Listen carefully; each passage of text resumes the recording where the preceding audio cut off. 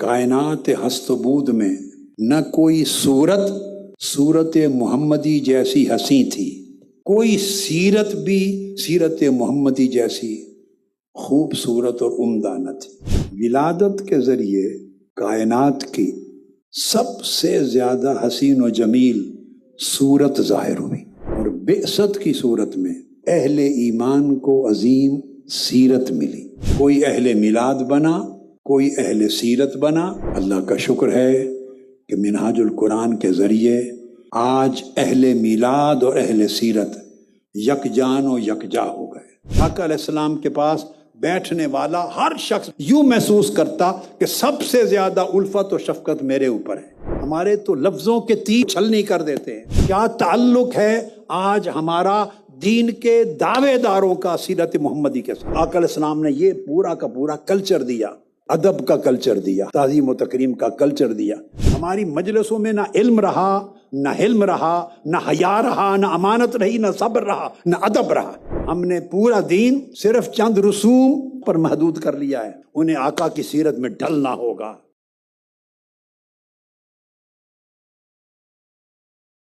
نحمدہ ونصلی ونسلم علی سیدنا و مولانا محمد رسولہ النبی الامین المکین الحنین الکریم الرؤوف الرحیم وعلی آلہ الطیبین الطاہرین وصحبہ الکرام المتقین المخلصین، اما بعد فاعوذ باللہ من الشیطان الرجیم، بسم اللہ الرحمن الرحیم، انک لعلی خلق عظیم، صدق اللہ مولانا العظیم۔ اللہ رب العزت کا شکر ہے جس کی توفیق سے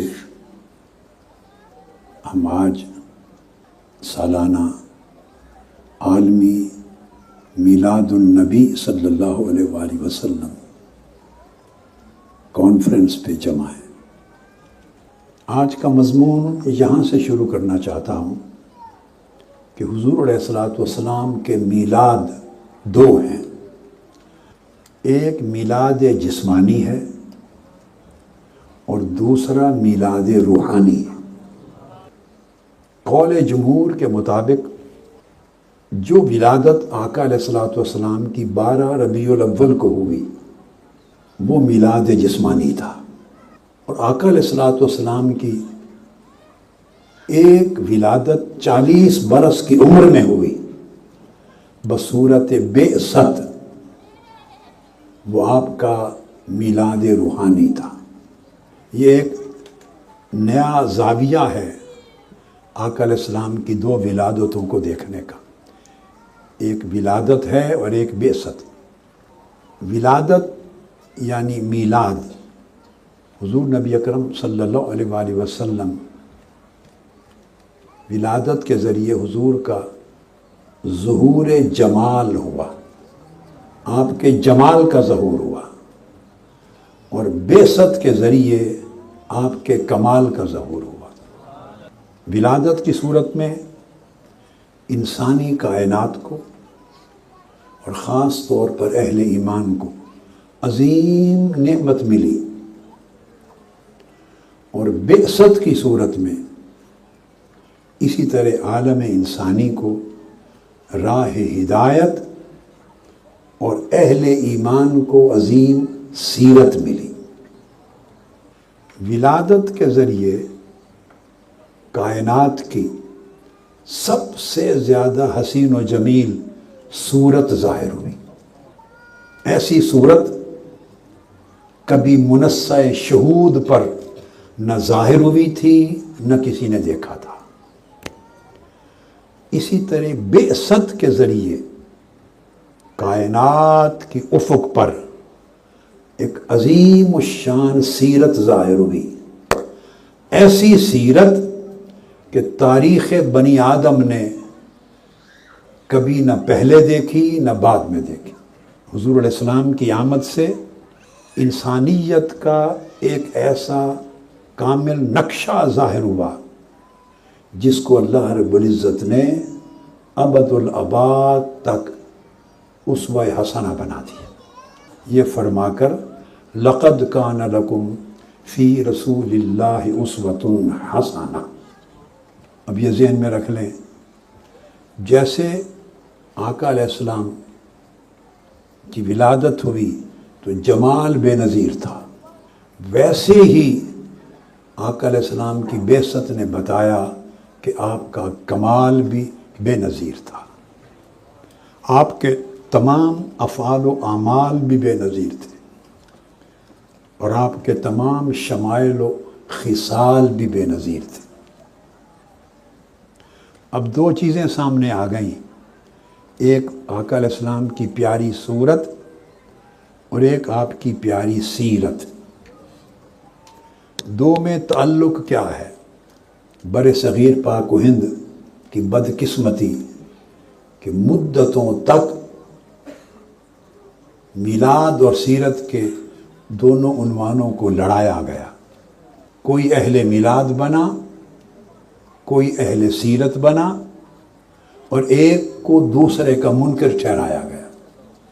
اللہ کا شکر ہے کہ منہاج القرآن کے ذریعے آج اہل میلاد اور اہل سیرت یکجان و یکجا ہو گئے۔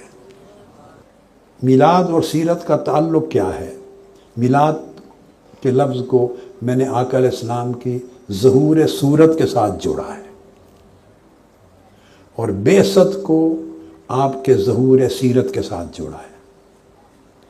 دو کے درمیان تعلق یہ ہے کہ صورت سے پہچان پیدا ہوتی۔ آدمی سب سے پہلے جو چیز دیکھتا ہے کسی کی، وہ صورت ہوتی ہے۔ اس صورت کو دیکھنے سے دل میں رغبت پیدا ہوتی، آنکھوں کو ٹھنڈک ملتی ہے، قلب کو رجوع ملتا ہے۔ تو صورت سے ایک پہچان ہوتی ہے، اور سیرت سے وہ پہچان پروان چڑھتی ہے۔ اگر صورت سے تعلق رکھ لیا جائے اور سیرت کو مضبوطی سے تھاما نہ جائے تو پہچان بس پہچان رہ جاتی ہے، وہ پروان نہیں چڑھتی اور زندگی ویران ہو جاتی۔ اس لیے صورت سے ابتدائی تعلق قائم ہوتا ہے، اور سیرت اس تعلق کو مضبوطی اور استحکام دیتی ہے۔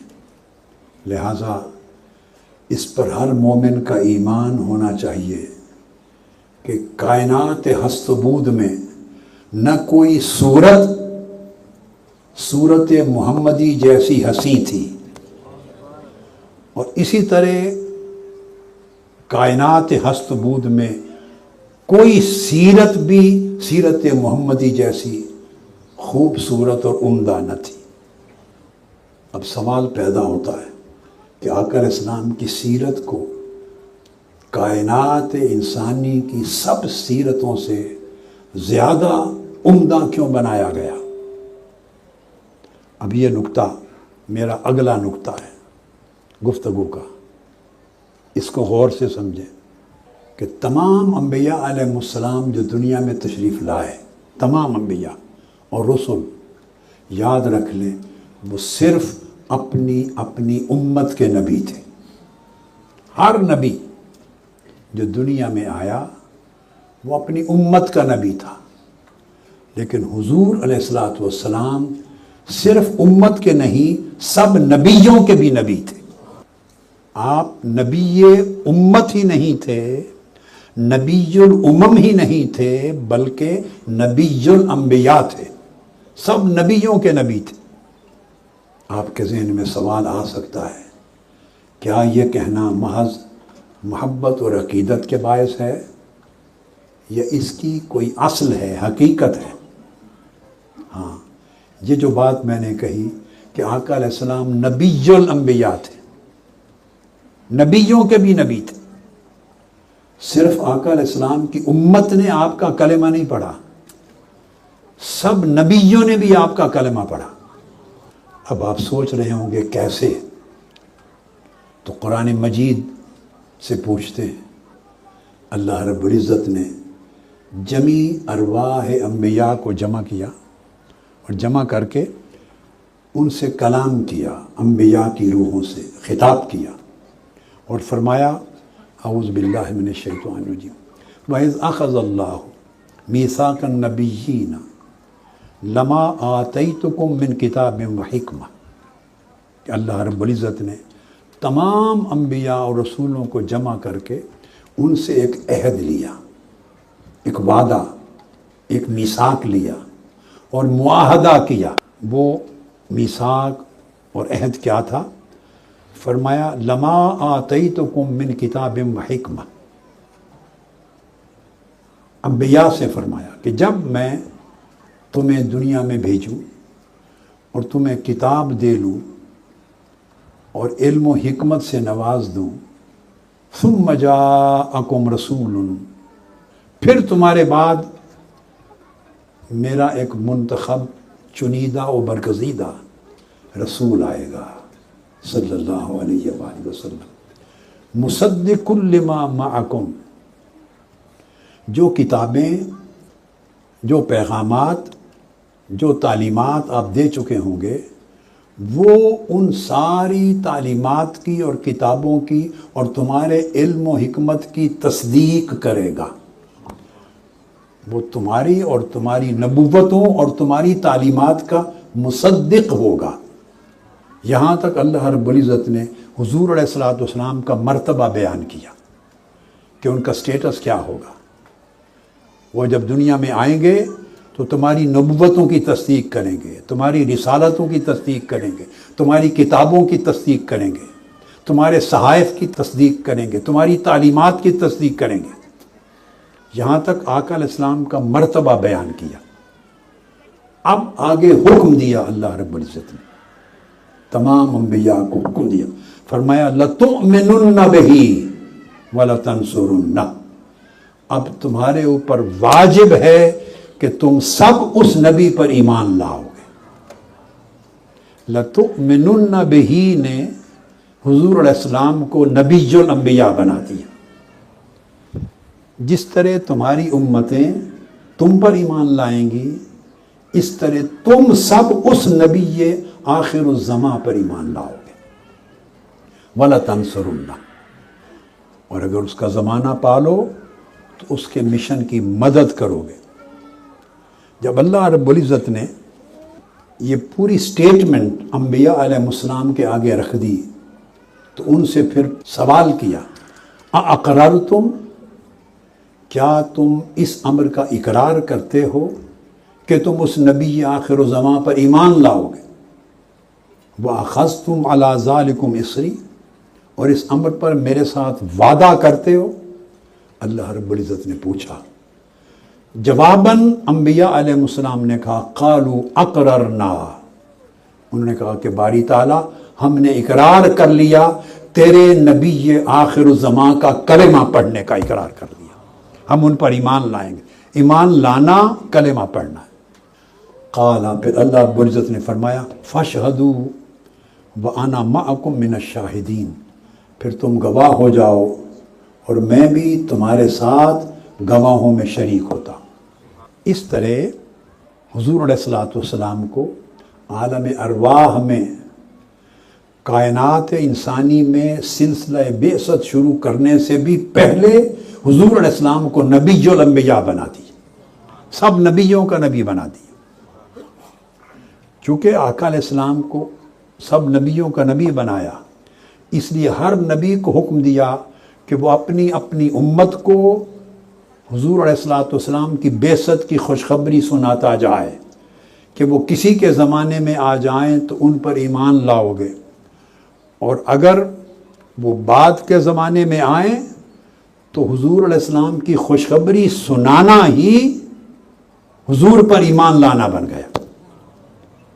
سو ہر نبی ایسا کرتا رہا، حتیٰ کہ سیدنا عیسیٰ علیہ السلام جب مبعوث ہوئے تو انہوں نے بھی کہا مبشرا برسول یاتی من بعد اسمہ احمد، میں بھی پہلے نبیوں اور رسولوں کی طرح اپنے بعد آنے والے رسول آخر الزمان کی بشارت دیتا۔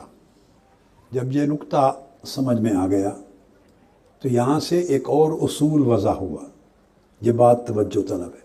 ایک اور اصول وہ یہ کہ ایمان تو عالم انسانیت میں نبیوں کے ذریعے پہنچا، ایمان کا پیغام، اور ہر امتی کو یا اس زمانے کے ہر انسان کو ایمان ملا اس دور کے نبی کا کلمہ پڑھنے سے، لیکن انہیں آقا علیہ السلام پر ایمان لانے کا ذمہ دار ٹھہرایا جا رہا ہے۔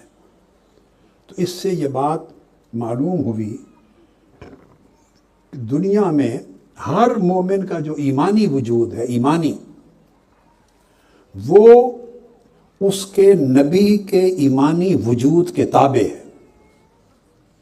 اس کے نبی کا جو ایمانی وجود ہے، اس کی امت میں ہر مومن کا ایمانی وجود اس کے تابع ہے، اور پھر ہر نبی کا ایمانی وجود، ہر نبی کا، وہ حضور علیہ السلام پر ایمان لانے کے تابع ہے۔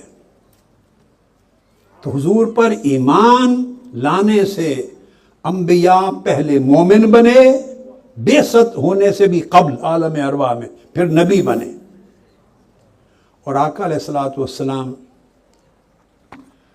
پر چونکہ ایمان لانا ہر نبی پر واجب ٹھہرا اور حضور کو نبی الانبیاء بنایا گیا، تو اس سے معلوم ہوا، اور حضور علیہ السلام پر ایمان لانے سے ہی ہر نبی کے منصب نبوت کی توثیق ہوئی، تو معلوم ہوا کہ اصل ایمان حضور علیہ الصلوۃ والسلام کو ماننا ہے۔ باقی تمام ایمان حضور علیہ السلام پر ایمان لانے کے تابع ہیں۔ ہر امت کا ایمان حضور علیہ السلام پر ایمان لانے کے تابع۔ اب یہاں پر ہمیں اپنے ایمان کی حقیقت کو سمجھنا آسان ہو جائے گا۔ میں ایک مثال دیتا ہوں جس سے ایمان کی حقیقت بڑی سمجھ میں آ جائے گی، اور یہ جو تعلق ہے حضور پر ایمان لانے کے تابع ہے کائنات کے ہر مومن کا ایمان، خواہ وہ پہلے امتوں میں گزرا، خواہ وہ بعد میں آئے گا۔ اس کی مثال ایسے ہے کہ جب دھوپ نکلے اور روشنی ظاہر ہو تو آپ دھوپ سے ایک سوال کریں، دھوپ سے، سن شائن سے سوال کریں، اور دھوپ سے پوچھیں تو کیا ہے، تو کون ہے، کہاں سے آئی ہے، اپنی حقیقت بتا، یہ دھوپ سے پوچھیں، سن شائن سے، تو دھوپ آپ کو جواب دے گی، دھوپ اور روشنی آپ کو جواب دے گی۔ وہ یہ کہے گی کہ میں خود کچھ بھی نہیں ہوں، میں خود کچھ بھی نہیں ہوں، بلکہ میں صرف سورج کا پرتو ہوں۔ اس کا مطلب یہ ہے کہ دھوپ یہ کہہ رہی ہے کہ میرا وجود اصلی نہیں ہے، اصلی وجود سورج کا ہے، اور میں سورج سے ہٹ کر کوئی مستقل وجود نہیں رکھتی، بلکہ دھوپ کہے گی، روشنی، سن شائن، کہ میرا وجود اس وقت تک ہے جب تک میں خود سورج سے جڑی ہوئی ہوں۔ اگر میں سورج سے کٹ جاؤں تو میں خود نہ رہوں۔ میں اس وقت تک قائم ہوں، نظر آتی ہوں، دکھائی دیتی ہوں، تپش دیتی ہوں، روشنی دیتی ہوں، جب تک میں سورج سے جڑی ہوئی ہوں۔ لہذا یہ حقیقت ہمارے ایمان کی ہے۔ ہمارا ایمان اس وقت تک مقبول ہے اور اس کا وجود ہے جب تک ہم ذات مصطفیٰ کے ساتھ جڑے ہوئے ہیں۔ جب ہماری نسبت آقا علیہ السلام کے ساتھ قائم ہے، جس لمحے ہم نسبت محمدی سے کٹ گئے یا وہ نسبت کمزور ہو گئی، ہمارے ایمان کا کوئی وجود نہیں۔ اس لیے چونکہ ہم میں سے ہر ایک انسان کی سیرت کو چمکنا تھا، خوبصورت بننا تھا، عمدہ بننا تھا، اور ہر ایک کی سیرت کو روشنی ملنی تھی آفتاب مصطفیٰ سے، آقا علیہ السلام کی سیرت طیبہ کے سورج سے۔ اولین و آخرین سب کو روشنی، اس لیے حضور علیہ السلام کو فرمایا قرآن مجید نے، داعیا الی اللہ باذنہ وسراجا منیرا، چمکانے والا، روشن کرنے والا سورج بنایا۔ تو حضور کا سراج منیر ہونا بعثت یا ولادت کے بعد سے نہیں ہے، جب آقا علیہ السلام ابھی افق بشریت پہ نہیں چمکے تھے بلکہ افق روحانیت پر تھے، تب بھی آپ کائنات ہست و بود کو نور عطا کر رہے تھے، تب بھی سب کے ایمان کی شمع حضور کے وجود مسعود سے چمک رہی تھی۔ یہی وجہ ہے کہ آقا علیہ السلام کی سیرت سے سب سیرتوں کو روشن ہونا تھا، اولین و آخرین تک۔ اس لیے آپ کی سیرت کو اتنا عظیم الشان بنایا، اتنا عظیم الشان بنایا کہ اس میں کوئی کمی نہ رہے، اور کسی کو سیرت محمدی سے باہر فیض لینے کی حاجت نہ رہے۔ اس لیے آپ کی سیرت کو نہایت اکمل اور احسن و اجمل بنایا، اور اتنا اکمل اور احسن بنایا کہ خود رب ذوالجلال نے اپنی زبان مبارک سے کہا، حضور کو خطاب کرتے ہوئے، اِنَّكَ لَعَلَىٰ خُلُقٍ عظیم، میرے حبیب آپ خلق عظیم کے مرتبے کے اوپر فائز ہیں۔ خالق ہو کر جب اپنی مخلوق میں کسی شے کو خود عظیم کہے گا، خالق ہو کر، تو آپ اندازہ کر سکتے ہیں، یعنی بندہ کسی کو عظیم کہے تو معنی اور ہے، مگر رب کسی کو عظیم کہے تو معنی اور ہے۔ اس لیے اس سیرت طیبہ کا میں اپنی گفتگو میں ابتداً ایک اجمالی نقشہ پیش کرنا چاہتا، تاکہ آپ کے دل و دماغ، آپ کے تصورات جڑ جائیں آقا علیہ السلام کی سیرت طیبہ سے، اور آپ کی سیرت طیبہ کا ایک سراپا آپ کی آنکھوں کے سامنے آ جائے۔ آقا علیہ السلام کی سیرت طیبہ کا عالم یہ تھا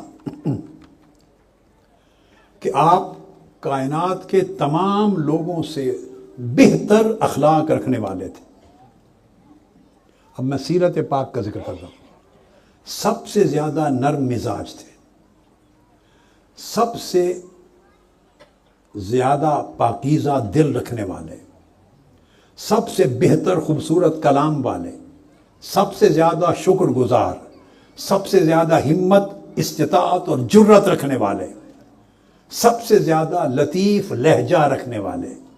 بولتے تو حضور کے لہجے سے زیادہ لطیف لہجہ کوئی نہ تھا، سب سے زیادہ شیریں گفتار، سب سے زیادہ ہر ایک کے وفادار، سب سے زیادہ سخی، سب سے زیادہ عظیم، ہر ایک پر سب سے زیادہ توجہ کرنے والے، سب سے زیادہ احسان کرنے والے، اور سب سے زیادہ معاف کرنے والے تھے۔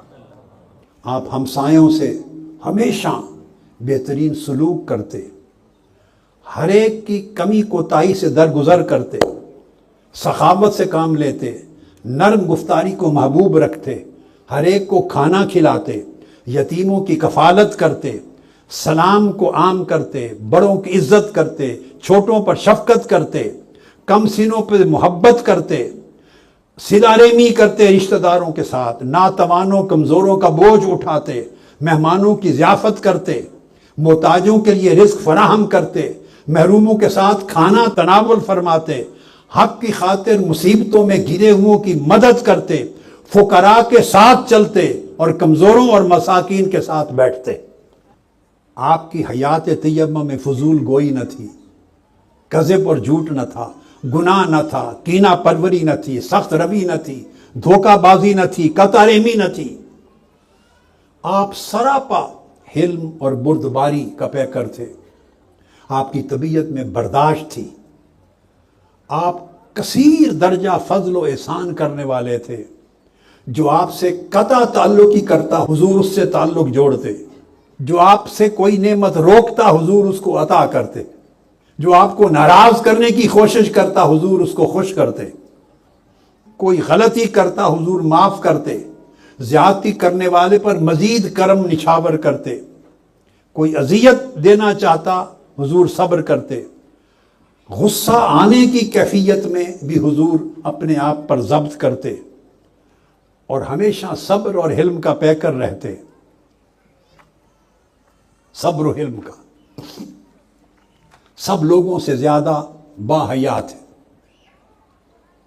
پردے کے معاملے میں نگاہیں نیچی رکھتے، سینہ کشادہ، نورانی چہرہ، سب سے زیادہ جمیل، لطف اور نرمی میں سب سے بڑھ کر، عطا و کرم میں سب سے زیادہ مہربان، صفات و خصال میں سب سے زیادہ لطیف، طبیعت میں سب سے زیادہ نرم، معاشرت میں سب سے زیادہ کریم، ادب و تہذیب میں سب سے زیادہ کامل، چہرہ سب سے زیادہ دل نواز، انس اور بشاشت ہمیشہ حضور کے چہرے پر کھیلتی، ہمیشہ کشادگی رہتی، طبیعت میں پاکیزگی رہتی، اور حیا اتنا کہ پردے میں بیٹھی دوشیزہ بھی شرما جاتی،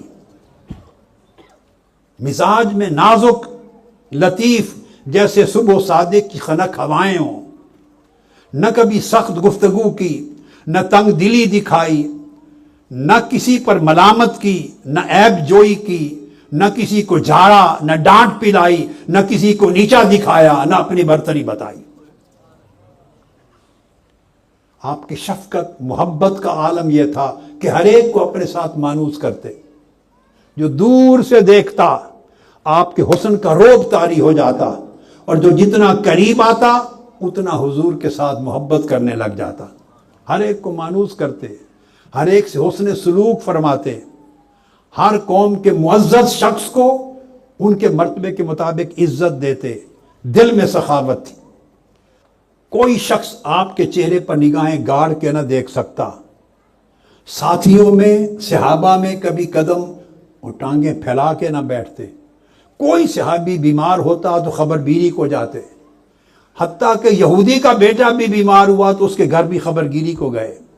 وفود مہمانوں کے لیے دروازے کبھی بند نہ کرتے، کوئی بات کرتا تو حضور اس کی بات کاٹتے نہیں تھے، جس کے ساتھ کوئی ضرورت ہوتی وہ طلب کرتا تو اس کے ساتھ بیٹھ جاتے، اور جب تک وہ بات ختم نہ کرتا حضور نہ اٹھتے نہ اس سے منہ موڑتے۔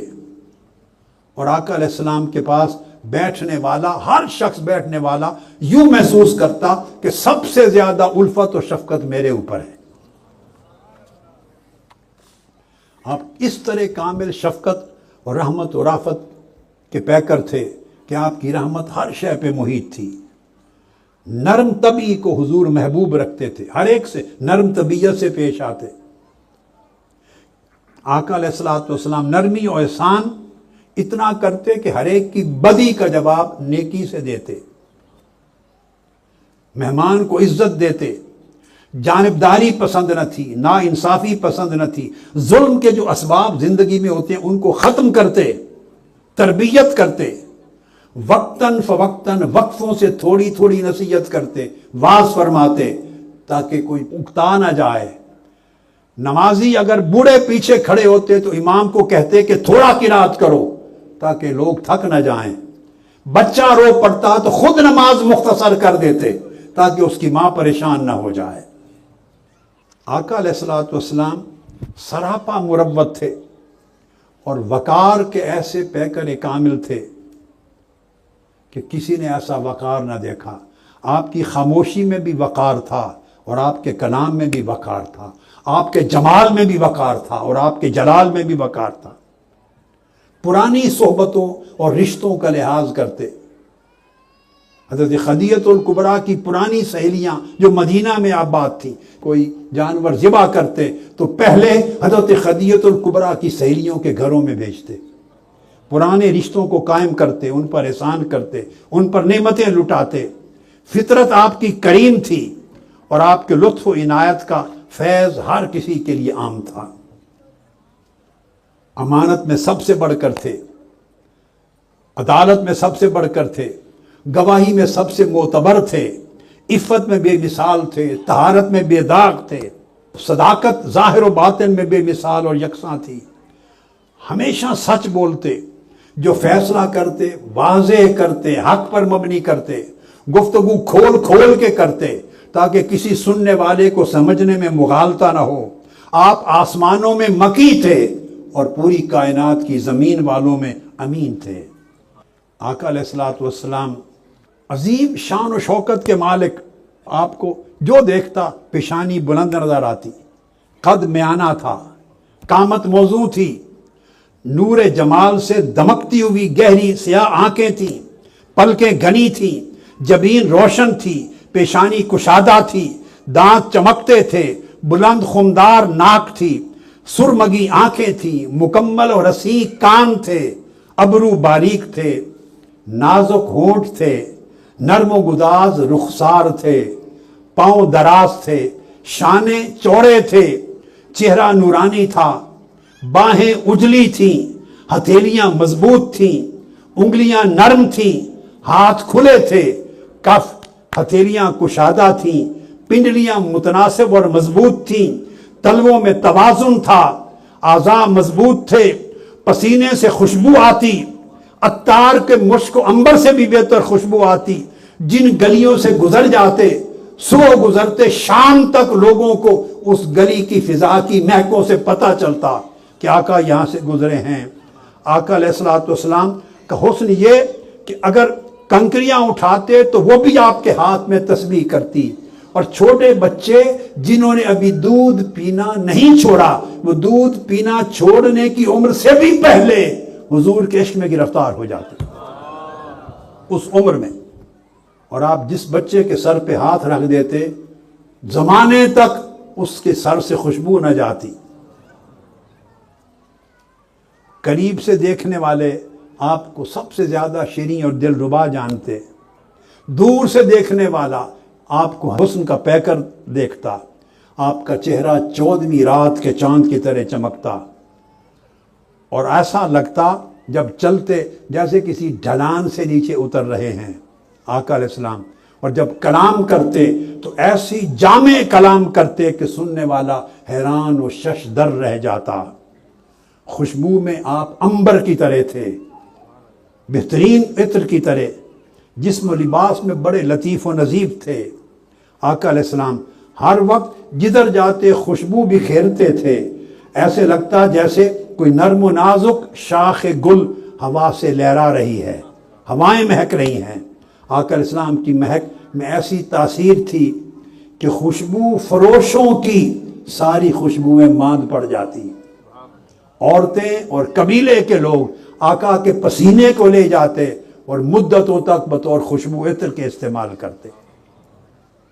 جو شخص آپ سے مصافحہ کر لیتا سارا دن اس کی ہتھیلی سے خوشبو آتی رہتی، اور اگر کسی بچے کے سر پہ دست شفقت رکھتے اور بچہ بچوں کے ساتھ کھیلنے جاتا تو بچوں کی بھیڑ میں وہ خوشبو سے پہچانا جاتا۔ جس راہ سے گزرتے اس میں عطر فشانی ہوتی۔ الغرض اس محبوب خدا کی مثل نہ پہلے تھی، نہ آپ کے زمانے میں ہوئی، نہ قیامت تک ہوگی۔ یہ آقا علیہ الصلوۃ والسلام کی سیرت طیبہ کا ایک نقشہ اجمالی سا میں نے آپ کے سامنے رکھا کہ تفصیل میں جانے سے پہلے آپ کا کہ سیرت طیبہ کا ایک سراپا آپ کے سامنے آ جائے۔ اب خلق عظیم آقا علیہ السلام کا، سیرت طیبہ کی عظمت جس کو اللہ رب العزت نے عظیم کہا، وہ کیسا عظیم تھا۔ اب اس کا مضمون سیدنا امام عالی مقام امام حسین علیہ السلام سے پوچھتے۔ امام ترمذی نے شمائل ترمذی میں اس کو بیان کیا ہے، امام طبرانی نے معجم الکبیر میں، ابن حبان نے اپنی ثقات میں، بہقی نے شعب الایمان میں، اور ابن سعد نے طبقات کبریٰ میں، کہ سیدنا امام حسین علیہ السلام فرماتے ہیں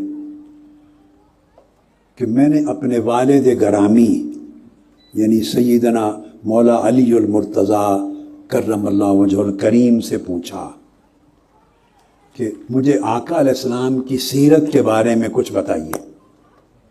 امام حسین پوچھتے ہیں سیدنا علی المرتضیٰ کرم اللہ وجہ الکریم سے۔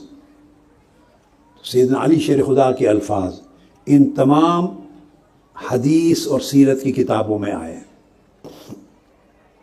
آپ فرماتے ہیں کان رسول اللہ صلی اللہ علیہ وسلم دائم البشر سہل الخلق لین الجانب۔ آپ نے فرمایا کہ بیٹے اے حسین، آپ کے نانا، ان کی سیرت کا عالم یہ تھا کہ آپ کے چہرہ اقدس پر ہمیشہ کشادگی اور مسکراہٹ رہتی تھی۔ سہل الخلق، آپ کے اخلاق اور برتاؤ میں ہمیشہ نرمی ہوتی. جس سے بھی برتاؤ کرتے، جس شخص کا بھی آپ کے ساتھ کوئی معاملہ ہوتا یا آپ کسی سے کوئی لین دین، کوئی معاشرتی، سماجی، معاشی، اقتصادی، تجارتی معاملہ کرتے تو فرمایا آپ سے معاملہ کرنا نہایت آسان ہوتا. آپ اپنی طبیعت میں ڈیفیکلٹ پرسن نہیں تھے، اتنی نرم تھی. لین الجانب، طبیعت میں نرمی تھی برتاؤ میں، اور آپ سے معاملہ کرنا بڑا آسان ہوتا. یہ سیرت محمدی صلی اللہ علیہ وآلہ وسلم کا ایک پہلو ہے، اور بیان کرنے کا مقصد یہ ہے کہ ہم اپنے دامن میں بھی جھانک کے دیکھیں کہ لوگ ہمارے ساتھ معاملہ کرنا آسان سمجھتے ہیں یا مشکل سمجھتے ہیں. اگر آپ کے ساتھ معاملہ ہو کسی کا، کاروبار کا، تجارت کا، لین دین کا، وعظ و تبلیغ کا، تعلیم و تربیت کا، رشتہ داروں کا، پڑوسیوں کا، دوست احباب کا، تنظیمی ساتھیوں کا، معاشرے کے کسی فرد کا، کسی بھی اینگل سے، اور وہ مشکل محسوس کرے آپ سے ڈیل کرنا، گھبرائے، تو اس کا مطلب ہے آپ سیرت نبوی کی راہ پہ نہیں ہیں. اور اگر ہر شخص آپ سے معاملے کرنے میں آسانی فیل کرے، جھجک فیل نہ کرے، وحشت زدہ نہ ہو، تو اس کا مطلب ہے سیرت محمدی کا کچھ فیض ملا ہے. یہ فرمایا کہ حضور علیہ السلام کیسے تھے. اب دوسرا حصہ فرمایا کہ کیسے نہیں تھے. الفاظ آپ نے استعمال کیے، لیس بفظ ولا غلیظ ولا سخاب ولا فحاش ولا عیاب ولا مشاح، کہ حضور علیہ السلام مزاج کے اعتبار سے اس میں کوئی سختی نہ تھی، مزاج میں نرمی تھی، اور دل میں بھی کوئی سختی نہیں تھی، سخت دل نہیں تھے، بڑے نرم دل تھے. دل میں نرمی، ملائمت تھی، اور نہ آپ کی آواز میں سختی تھی. اب آپ دیکھیے، مزاج میں بھی سختی نہیں، دل میں بھی سختی نہیں، اور مزاج اور برتاؤ میں بھی سختی نہیں، اور کلام اور گفتگو میں بھی سختی نہیں. زندگی کے ہر گوشے میں نرمی ہی نرمی ہے، شفقت ہی شفقت ہے، لطافت ہی لطافت ہے. یہ سیدنا مولا علی المرتضیٰ نقشہ کھینچ رہے ہیں آقا علیہ السلام کی سیرت کا. اور فرمایا ہم نے کبھی زندگی میں آقا علیہ السلام کو کسی سے سخت کلامی کرتے نہیں دیکھا. اور پھر ان کی سیرت کا ایک پہلو یہ تھا کہ ہزار عیب ہوں لوگوں میں، مگر وہ عیب جو نہ تھے، کسی کی زندگی میں عیب تلاش نہیں کرتے تھے. ان کی نگاہ لوگوں کے عیبوں پر نہیں پڑتی تھی.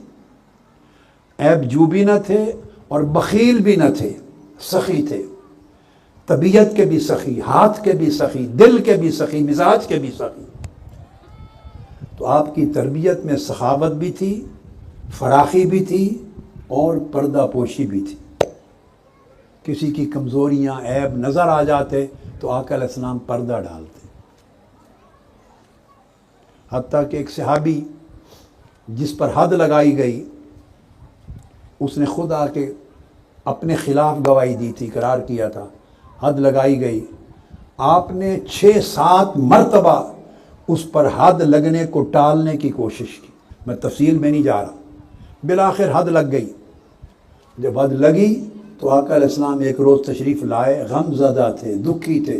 مزاج کی نرمی کا عالم دیکھیے، شریعت کی حد لگی ہے، مگر آپ بیٹھے صحابہ سے کہنے لگے کاش اس کی خبر کوئی میرے پاس لے کے نہ آتا اور اس پر حد لگنے کی راہ ہموار نہ کرتا. کاش کوئی اس پہ پردہ ڈال دیتا، اور جو کچھ کیا تھا وہ چھپا رہ جاتا. یہ صحابہ سے کہہ رہے تھے.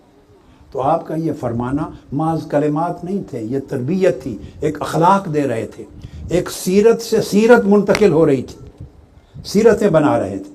اور یہ جو آقا علیہ السلام کی خوبی ہے، جس کا ذکر یہ سیدنا علی شیر خدا نے کیا، صحیح بخاری کی حدیث ہے. صحیح بخاری، حضرت عطا بن یسار روایت کرتے ہیں کہ میں حضور علیہ السلام کے صحابی عبداللہ بن عمرو بن العاص سے ملا اور ان سے پوچھا مجھے حضور علیہ السلام کی سیرت طیبہ اور آپ کے اخلاق عالیہ کا کوئی گوشہ تورات میں سے بتائیں کہ آپ کا ذکر جو پہلی کتابوں میں آیا ہے تو تورات میں حضور کے اخلاق و سیرت کا ذکر کیا تھا، کچھ حصہ اس میں سے بتائیں۔ یہ صحیح بخاری کی روایت دے رہا ہوں۔ انہوں نے یہ لفظ استعمال کیے جو مولا علی شیر خدا فرما رہے، فرمایا لیس بفظ ولا غلیظ ولا سخاب فی الاسواق ولا یدفع بالسیئۃ السیئۃ ولکن یعفو ویغفر۔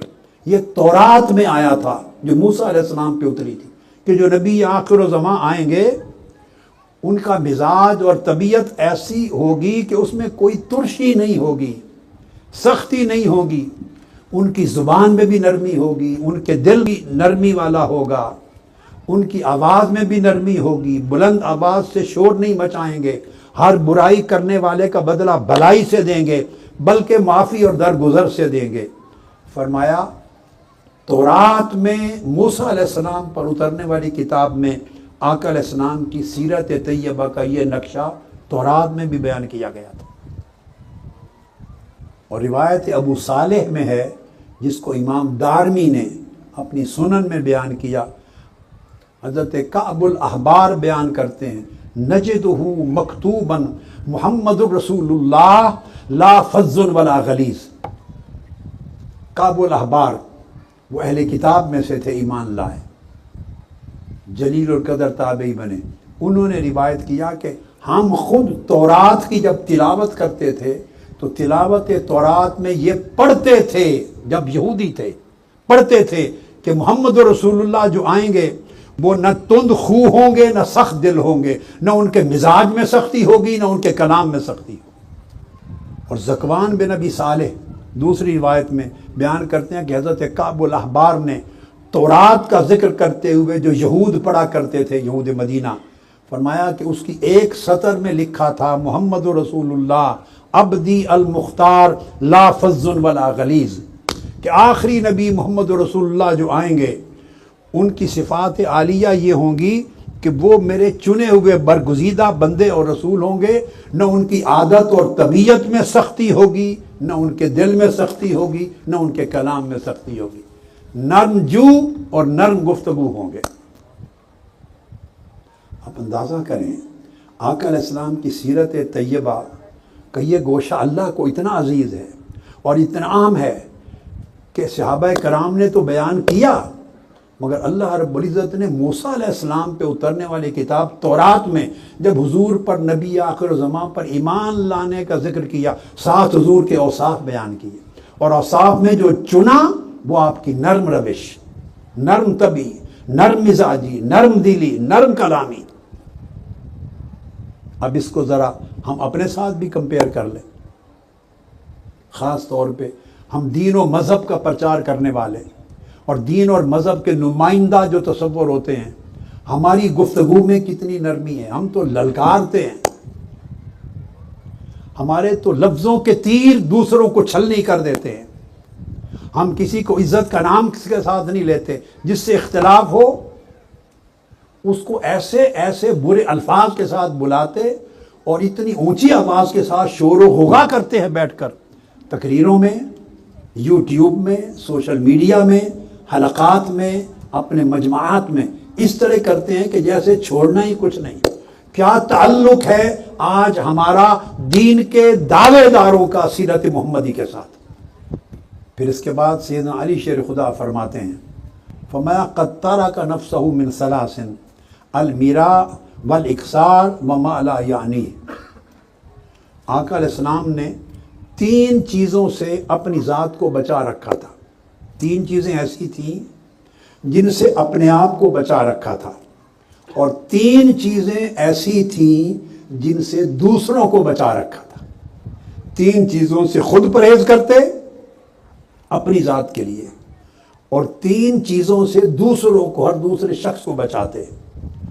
جو اپنی ذات کو جس سے بچا رکھا تھا، فرمایا ایک لڑائی جھگڑا، آپ کی زندگی میں کسی سے کوئی لڑائی جھگڑا نہ تھا۔ ایک شخص مکی اور مدنی زندگی کے 63 برس میں نہیں ملتا جس سے آقا علیہ السلام کی کبھی لڑائی ہو، تلخ کلامی ہوئی ہو، کبھی جھگڑا ہوا۔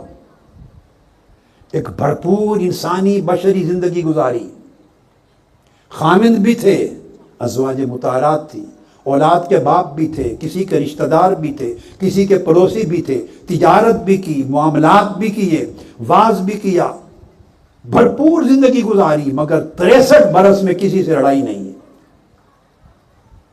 اس سے اپنی ذات کو بچا رکھا تھا، اور لڑائی سے مراد کسی سے بحث و تکرار نہیں کرتے تھے اور کیل و کال نہیں کرتے تھے، یعنی کسی سے کلام ہوا تو کلام میں جھگڑا نہیں ہوا، بحث و تکرار تو میں نہیں ہوئی۔ اور دوسری چیز جس سے اپنے آپ کو بچا رکھا تھا وہ کثرت مال، دولت سمیٹنا، یعنی دنیا کا حرص، طمع اور لالچ اور دنیاوی مفادات کے پیچھے جانا، اس سے اپنی زندگی کو بچا رکھا تھا۔ بے نیاز تھے، بے نیاز تھے، فقیری میں امیری تھی، فاقہ میں سیرابی تھی، کچھ نہیں اگر ظاہراً تب بھی ساری کائنات ہاتھ میں تھی، اتنا غنا تھا، اور طمع اور لالچ سے اتنا پاک تھے۔ اور تیسری چیز جس سے بچا رکھا تھا، فرمایا بے مقصد بات کرنا اور لا یعنی بات کرنا، اس سے کلیتاً اجتناب کرتے، جو کلام فرماتے با معنی با مقصد، پرپسفل۔ اور 3 چیزیں ایسی تھی، وَتَرَكَ النَّاسَ مِنْ ثَلَاثٍ لَا يَذُمُّ أَحَدًا وَلَا يَعِيبُهُ وَلَا يَطْلُبُ عَوْرَتَهُ۔ اور 3 چیزیں ایسی تھی جس سے ہر دوسرے شخص کو بچا رکھا تھا، وہ یہ ایک مذمت، کسی کی مذمت نہ کرتے، دوسرا کسی میں عیب نہ نکالتے، یعنی کسی کو برا بھلا نہ کہتے، کسی کی عیب جوئی نہ کرتے، اور ہر ایک کی جو بھی کمزوری دیکھتے اس پہ پردہ ڈالتے، اس کی کمزوری کو بے نقاب نہ کرتے۔ اب آقا علیہ السلام کی یہ سیرت طیبہ ہمیں دین کی دعوت کا ایک منہج اور اسلوب دیتی ہے۔ اگر داعی اور دین کی دعوت دینے والا، دین کی تبلیغ کرنے والا، دین کا نمائندہ کہلانے والا، اللہ کا دین اور آقا علیہ السلام کا پیغام دوسروں تک پہنچانے والا، اگر اپنی زندگی میں، کلام میں، گفتگو میں، معاملے میں اس سیرت کی جھلک نہیں رکھتا تو اس کی دعوت اور تبلیغ سے لوگ دین سے متنفر تو ہو سکتے ہیں، دین کی طرف رغبت نہیں پیدا کر سکتے۔ آقا علیہ السلام کی سیرت طیبہ بھی دیکھیے اور اپنے احوال بھی دیکھیے، اس وقت ہو کیا رہا ہے، اس وقت کیا ہو رہا ہے۔ حضرت عبداللہ بن عمرو رضی اللہ تعالیٰ عنہ وہ فرماتے ہیں، لم یکن النبی صلی اللہ علیہ وآلہ وسلم فاحشا ولا متفحشا وکان یقول ان من خیارکم احسنکم اخلاقا۔ کہ فرماتے ہیں کہ آقا علیہ السلام کی طبیعت میں سخت یا بری بات کہنا طبیعت میں ہی نہیں تھی، اور طبیعت میں بد کلامی، سخت کلامی نہیں تھی، اور ہمیشہ ہر ایک کو یہ کہتے کہ تم میں سے بہترین شخص وہ ہے جس کے اخلاق بہترین ہیں۔ اور آقا علیہ السلام نے فرمایا، ان مکارم الاخلاق من اعمال الجنہ، اچھے اخلاق یہ جنت کے اعمال میں سے ہیں، جس کے اخلاق اچھے دیکھو سمجھو جنت ہی ہے۔ تو لوگوں کو جنت کی راہ دکھانے والے اگر خود بد اخلاق ہوں گے تو آپ کس کھاتے میں ٹھہرائیں گے ان کو؟ حضور علیہ السلام نے فرمایا، اول ما یوضع فی المیزان الخلق الحسن۔ طبرانی نے روایت کیا کہ قیامت کے دن سب سے پہلی چیز جس کو ترازو میں تولا جائے گا، جب اعمال تولیں گے، سب سے پہلا عمل جس کو قیامت کے دن ترازو میں تولا جائے گا وہ اخلاق ہے۔ ہر چیز بات میں خلق حسن کا پلڑا جس کا بھاری ہوگا اس کے لیے جنت آسان ہو جائے گی۔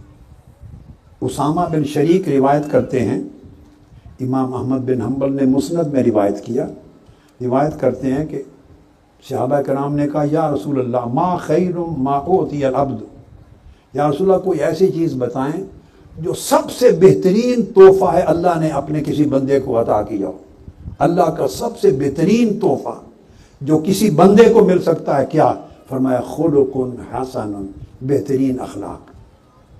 بہترین اخلاق سے بہتر کوئی تحفہ نہیں جو اللہ اپنے کسی بندے کو عطا کرتا ہے۔ ابو ہریرہ رضی اللہ تعالیٰ عنہ روایت کرتے ہیں مسند احمد بن حنبل میں، آقا علیہ السلام نے فرمایا، جب پوچھا گیا سئل رسول اللہ صلی اللہ علیہ وسلم عن اکثر ما یدخل الناس الجنہ، یا رسول اللہ وہ عمل کون سا ہے جو سب سے زیادہ لوگوں کو جنت میں داخل کرے گا؟ وہ عمل بیان کریں، فرمائیے جس کے باعث سب سے زیادہ لوگ جنت میں جائیں گے۔ آقا علیہ السلام نے فرمایا تقوی اللہ و حسن الخلق، اللہ کا تقوی اور حسن اخلاق، اس کے ذریعے سب سے زیادہ لوگ جنت میں داخل ہوں گے۔ پھر سیدنا امام حسین رضی اللہ تعالی عنہ فرماتے ہیں کہ پھر میں نے پوچھا اپنے والد گرامی سیدنا مولا علی شیر خدا سے، فسألتہ عن مجلسہ، فرمایا ابا جان مجھے بتائیں جب آقا علیہ السلام مجلس میں بیٹھتے تھے، یہ نواسا ہے، گرینڈ سن ہے، جو اپنی زندگی میں دیکھا بچپن تھا وہ دیکھا، مگر بعد ازاں وہ پوری زندگی جو آقا علیہ السلام گزار کے لائے تھے اس کے جز کی تفصیلات بیٹھ کے پوچھ رہے ہیں کہ جب مجلس میں بیٹھتے تو لوگوں کے ساتھ آپ کا بیٹھنا برتاؤ کیسا تھا، اور مجلس کیسی ہوتی تھی آقا علیہ السلام کی۔ سیدنا علی شیر خدا نے فرمایا مجلسہ مجلس علم و حلم و حیاء و امانت و صبر۔ امام ترمذی نے اس کو شمائل محمدیہ میں بیان کیا، اور بہقی نے شعب الایمان اور دلائل النبوت، اور طبرانی نے المعجم الکبیر میں فرمایا حضور علیہ السلام کی مجلس ہمیشہ علم کی مجلس ہوتی، علم کی، اس مجلس سے لوگوں کو علم ملتا، جاہل کی جہالت دور ہوتی، بے خبر کو خبر ملتی، لوگوں کو علم کا نور ملتا، شعور ملتا، سوچ میں بہتری آتی۔ اور دوسرا فرمایا مجلس علم کے ساتھ مجلس حلم تھی۔ آقا علیہ السلام کی مجلس میں بیٹھنے سے، آپ کی گفتگو سننے سے، آپ کا برتاؤ دیکھنے سے، اہل مجلس کے ساتھ معاملات کو اسٹڈی کرنے سے بندے کو علم ملتا۔ بندہ حضور علیہ السلام کی مجلس میں بیٹھ کے بردباری سیکھتا تھا، ایک علم ملتا اور ایک برداشت اور بردباری ملتی تھی ان کو، حضور کی مجلس کے یہ زینت تھی۔ اور پھر فرمایا حیا، حضور کی مجلس سے حیا کا درس ملتا تھا، بلکہ آقا علیہ السلام کو دیکھ کر حیا دیکھنے والے کو پیدا ہوتا تھا، اسے حیا کرنے کا راستہ ملتا تھا، طریقہ ملتا تھا۔ پھر فرمایا مجلس امانت داری کی مجلس ہوتی، وہاں کسی کی چغلی نہیں ہوتی تھی، کسی کی غیبت نہیں ہوتی، کسی پر گفتگو نہ ہوتی، کسی کا عیب نہ اٹھایا جاتا، ہر ایک کی پردہ پوشی ہوتی اور حیا ہوتا۔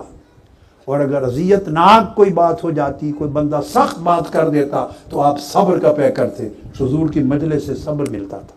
یہ صحابہ کرام فرما رہے ہیں، ہماری بھی مجالس ہیں، دینی مجالس، مذہبی مجالس، دعوتی مجالس، تبلیغی مجالس، تدریسی مجالس، ہم بھی حلقات کرتے ہیں، مجلسیں کرتے ہیں، اجتماعات کرتے ہیں۔ ہماری مجالس کا عالم کیا ہے؟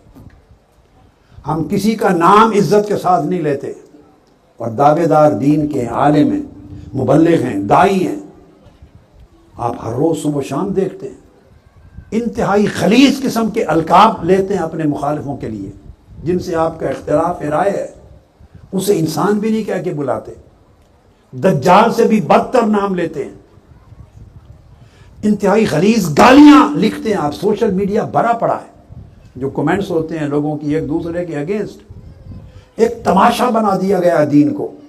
مجھے لگتا ہے جیسے یہ کوئی ایجنڈا ہے کہ دین کے نام پر لوگوں کو دین سے متنفر کیا جائے، اور اس کے لیے مختلف دین دشمن طاقتوں نے لوگوں کو مقرر کر رکھا ہے، شعوری یا لاشعوری طور پر، اللہ بہتر جانے، مگر ایک مہم ہے لوگوں کو، نسلوں کو دین سے متنفر کرنے کی۔ ہماری مجلسوں میں نہ علم رہا، نہ حلم رہا، نہ حیا رہا، نہ امانت رہی، نہ صبر رہا، نہ ادب رہا۔ ہم گفتگو کرتے ہیں، اس میں طنز ہے، تنقید ہے، گالی گلوچ ہے، توہین ہے، تذلیل ہے، تکفیر ہے، تذلیل ہے، دھمکی ہے، چیلنج ہے، للکار ہے، حملہ آوری ہے، الزام تراشی ہے، تہمت ہے، ذلت انگیزی ہے۔ یہ ہماری مجلس، ہماری مجلسوں میں یہ ملتا ہے۔ اور شکوہ کرتے ہیں کہ نوجوان نسل دین سے بیزار ہو رہی ہے، دین کے دعوے داروں نے ان کو دین سے بیزار کیا ہے، ہمارے بد اخلاقی نے دین سے بیزار کیا ہے۔ جن سے انہوں نے دین سیکھنا ہے ان سے دین کے بجائے کچھ اور مل رہا ہے۔ پھر سیدنا علی شیر خدا رضی اللہ تعالیٰ عنہ نے فرمایا لا ترفع فی الاصوات، فرمایا بیٹے حضور علیہ السلام کی مجلس کی کچھ خوبیاں اور بتاتا ہوں. فرمایا لا ترفع فیہ الاصوات ولا تؤمن فیہ الحرم ولا تسنى فلتاتہ. فرمایا آپ کی مجلس میں آواز بلند نہیں ہوتی تھی، کسی کی عزت اور حرمت پر کوئی داغ اور دھبا نہیں لگایا جاتا تھا، اور کسی کی کمزوری کو اچھالا نہیں جاتا تھا، اور کسی کی عیب اور برائی کو بے نقاب بے پردہ نہیں کیا جاتا تھا. یہ مجلس نبوی کے اوصاف بیان ہو رہے ہیں. اس کے برعکس ہم اپنی مجالس میں دوسروں کی عزت پامال کرتے ہیں، دوسروں کی کمزوریوں خطاؤں کو اچھالتے ہیں. یہ عمل مجھے تو مسلمانی نہیں لگتا. آقا علیہ السلام اس عمل کے ساتھ دین کے دعوے داروں کو جب دیکھیں گے، مبلغوں کو دیکھیں گے، تو کیا ان کو اپنا امتی سمجھیں گے؟ پھر سیدنا امام علی مقام امام حسین علیہ السلام فرماتے ہیں کہ میں نے اپنے بابا جان سے سیدنا علی شیر خدار سے مزید پوچھا تو انہوں نے فرمایا وَيُؤَلِّفُهُمْ وَلَا يُفَرِّقُهُمْ وَيُكْرِمُ كَرِيمَ كُلِّ قَوْمٍ وَيُوَلِّيهِ عَلَيْهِمْ. یہ بھی امام ترمذی نے روایت کیا. فرمایا کہ آقا علیہ السلام کی سیرت طیبہ کا ایک پہلو یہ بھی تھا کہ آقا علیہ السلام لوگوں کے درمیان الفت پیدا کرتے تھے، باہمی محبت پیدا کرتے، ان کو جوڑتے تھے، پھوڑتے نہیں تھے، ان کو گروہوں میں تقسیم نہیں کرتے تھے، انہیں ایک دوسرے سے متنفر نہیں کرتے تھے. کسی قوم، طبقے یا مسلک یا کسی گروہ کا، قبیلے کا کوئی آدمی عزت والا بڑا ہوتا تو اس کی توقیر کرتے، تاکہ اس کے قبیلے والے یا گروہ والے یا فالور ان کی دل شکنی نہ ہو. اور اگر کوئی اسلام قبول کر لیتا اسی کو ان کا سربراہ مقرر کر دیتے تھے. یہ عالم تھا آقا علیہ السلام کے اخلاق کا، اور یہ آپ کا عملی نمونہ تھا. پھر حضور علیہ السلام کی سیرت طیبہ کا اگلا ایک نمایاں پہلو یہ تھا کہ آپ نے فرمایا کان النبی صلی اللہ علیہ وسلم اذا لاقی الرجل فرآ فی وجہہ البشر صافحہ. اگر آقا علیہ السلام سے کوئی شخص ملتا اور اس کے چہرے پر کشادگی دیکھتے، خوشی اور فرحت دیکھتے، چہرے پر ملائمت دیکھتے، نرمی، کشادگی، راحت دیکھتے، تو آقا علیہ السلام اتنا خوش ہوتے کہ اس کا ہاتھ پکڑ لیتے، اس کا بازو تھام لیتے. اور الفاظ آئے ہیں فرآ فی وجہہ بشرا اخذ بیدہ، جس کے چہرے پر ملائمت، کشادگی، مسرت، مسکراہٹ، نرمی دیکھتے، آقا صاحب اس کا ہاتھ پکڑ لیتے، پیار کے ساتھ پرتپاک طریقے سے استقبال کرتے، اس کا ہاتھ تھام کر، یعنی اپریشیٹ کرتے، یہ مسکراتا ہوا چہرہ مجھے پسند ہے. یہ میں نے جو پہلے نقشہ بیان کیا اس کا چند احادیث کے ذریعے سیدنا مولا علی شیر خدا کرم اللہ وجہ الکریم اور دیگر صحابہ کے روایات سے احادیث میں تھوڑی تفصیل دی. اب عملی نمونے کی طرف آتے ہیں. یہ جو کچھ بیان کیا اس کے عملی نظائر کیا ہیں آقا علیہ السلام کی حیات طیبہ میں، سیرت مبارکہ میں. عملاً کو چیزوں کو دیکھتے ہیں. حضرت انس بن مالک رضی اللہ تعالیٰ عنہ روایت کرتے ہیں، اور یہ حدیث صحیح بخاری میں ہے، صحیح مسلم میں ہے، بہت سی کتب حدیث میں آئی ہے، متفق علیہ. فرماتے ہیں کہ میں حضور علیہ السلام کے ساتھ چل رہا تھا. اس واقعہ کو کئی طریق سے روایت کیا گیا ہے. مسجد سے فارغ ہوئے تو چل رہا تھا سین مسجد میں، اور ایک بار واقعہ پیش آیا باہر سفر میں آقا علیہ السلام کے ساتھ چل رہا تھا، اور حضور علیہ السلام کے جسم اطہر پر موٹے کناروں والی ایک نجرانی چادر تھی. نجران کی بنی ہوئی چادر اوڑھے ہوئے تھے، اور اس کے کنارے موٹے تھے، یعنی کھردرے تھے، سخت. ایک عربی آ گیا گاؤں سے، ایک بدو، اس نے آتے ہی ابھی بات نہیں کی، زور سے آقا علیہ السلام کی چادر کو پکڑا اور اس کو پکڑ کے زور سے کھینچا. اتنا زور سے کھینچا کہ اس چادر کی رگڑ سے آقا علیہ السلام کی گردن مبارک پر سرخ نشان لگ گیا. تکلیف ہو گئی. فرماتے ہم نے اپنی آنکھوں سے اس کی رگڑ کا سرخ نشان آقا علیہ السلام کی گردن مبارک پہ دیکھا، اور کھینچ کر پھر وہ شخص کہتا ہے قال مر لی من مال اللہ الذی عندک، چادر کھینچ کر گردن پہ زخم نما کیفیت کر کے تو پھر وہ کہتا ہے کہ آپ کے پاس جو اللہ کا دیا ہوا مال ہے اس میں سے مجھے حصہ عطا کرو، اللہ کے دیا ہوا مال میں سے مجھے حصہ عطا کرو۔ اب ابو ہریرہ رضی اللہ تعالیٰ عنہ کی روایت میں مزید لفظ آئے ہیں، اس کے لفظ ہیں فحمر رقبتہ، آپ کی گردن سرخ ہو گئی اس رگڑ سے، فقال یا محمد صلی اللہ علیہ وسلم یا محمد احمل لی علی بعیری ہذین فإنک لا تحمل من مالک ولا من مال ابیک، کھینچ کر گردن سے تو کہنے لگا کہ اے محمد صلی اللہ علیہ وآلہ وسلم، میرے یہ 2 اونٹ ہیں، میں حاجت مند ہوں، میرا قبیلہ بھوکا ہے، قبیلے میں میرے خاندان میں بھوک ہے، مشکل ہے، 2 اونٹ لایا ہوں، ان کو غلے سے کھجوروں سے غلے سے بھر دو، اور مجھے جو کچھ دیں گے آپ اپنے مال سے نہیں دے رہے، نہ اپنے باپ کے مال سے دے رہے ہیں، یہ اللہ کے مال سے دیں گے جو اللہ نے آپ کو دے رکھا۔ ساتھ یہ خطاب کر رہا ہے، پہلے چادر سے گردن کو زخمی کر دیا، مبارک گردن کو، اور پھر کلمات یہ، آقا علیہ السلام نے اس کی طرف مڑ کر دیکھا، فالتفت الیہ فضحک، اس کی طرف اس طرح دیکھا اور مسکرا پڑے، مسکرا کر اس سے پوچھا، ایک اور حدیث میں ہے کہ آقا علیہ السلام نے پوچھا کہ مال تو میں آپ کو دے رہا ہوں اور مال اللہ کا ہے، نہ میرا ہے نہ میرے باپ کا ہے، ثم امر لہ بعطا، یعنی اس کو عطا کرنے کو حکم دے دیا کہ اس کے اونٹ بھر دو، جتنا مانگتا ہے دے دو تاکہ اپنی قبیلے کی بھوک مٹائے۔ مگر اس کی طرف دیکھ کر شفقت سے پوچھا، اے عرابی جو کچھ تو نے میرے ساتھ کیا ہے کیا اس کا بدلہ لینا نہیں بنتا؟ بدلہ نہ لوں؟ وہ جواب دیتا ہے، قال لا، آپ بدلہ نہیں لے سکتے۔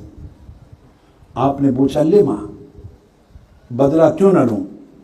قال لأنك لا تكافئ بالسیئۃ السیئۃ، اس لیے نہیں لے سکتے کہ آپ برائی کا بدلہ برائی سے نہیں دیتے، اس کو بھی پتہ۔ فرمایا آپ بدلہ نہیں لے سکتے، فرمایا کیوں نہیں لے سکتا؟ فرمایا اس لیے کہ آپ کبھی بھی برائی کا بدلہ برائی سے نہیں دے سکتے، میں نے برائی کی ہے، زیادتی کی ہے، اور آپ زیادتی کا بدلہ زیادتی سے لینے والے نہیں۔ تو حدیث کے الفاظ ہیں فضحک النبی صلی اللہ علیہ وسلم، حضور مسکرا پڑے اور اس کو اس کی حاجت کے مطابق دے دیا۔ یہ اب عملی نمونہ دے رہا ہوں، اپنے آپ کو ذرا فٹ کر دینا اس سچویشن میں۔ اس کے بعد دیکھیں عرابی اگر آپ کے پاس آ جائے اس کا حشر کیا ہوتا۔ جبیر بن مطعم روایت کرتے ہیں، ایک اور حدیث ہے، صحیح بخاری کی حدیث ہے، اور امام احمد بن حنبل نے مسند میں روایت کیا، اور امام مالک نے الموطا میں بھی روایت کیا، جبیر بن مطعم سے کہ آقا علیہ السلام جب غزوہ حنین پر گئے اور واپس لوٹے، جنگ میں فتح یاب ہو گئے تھے مسلمان، تو مال غنیمت تھا بہت سارا۔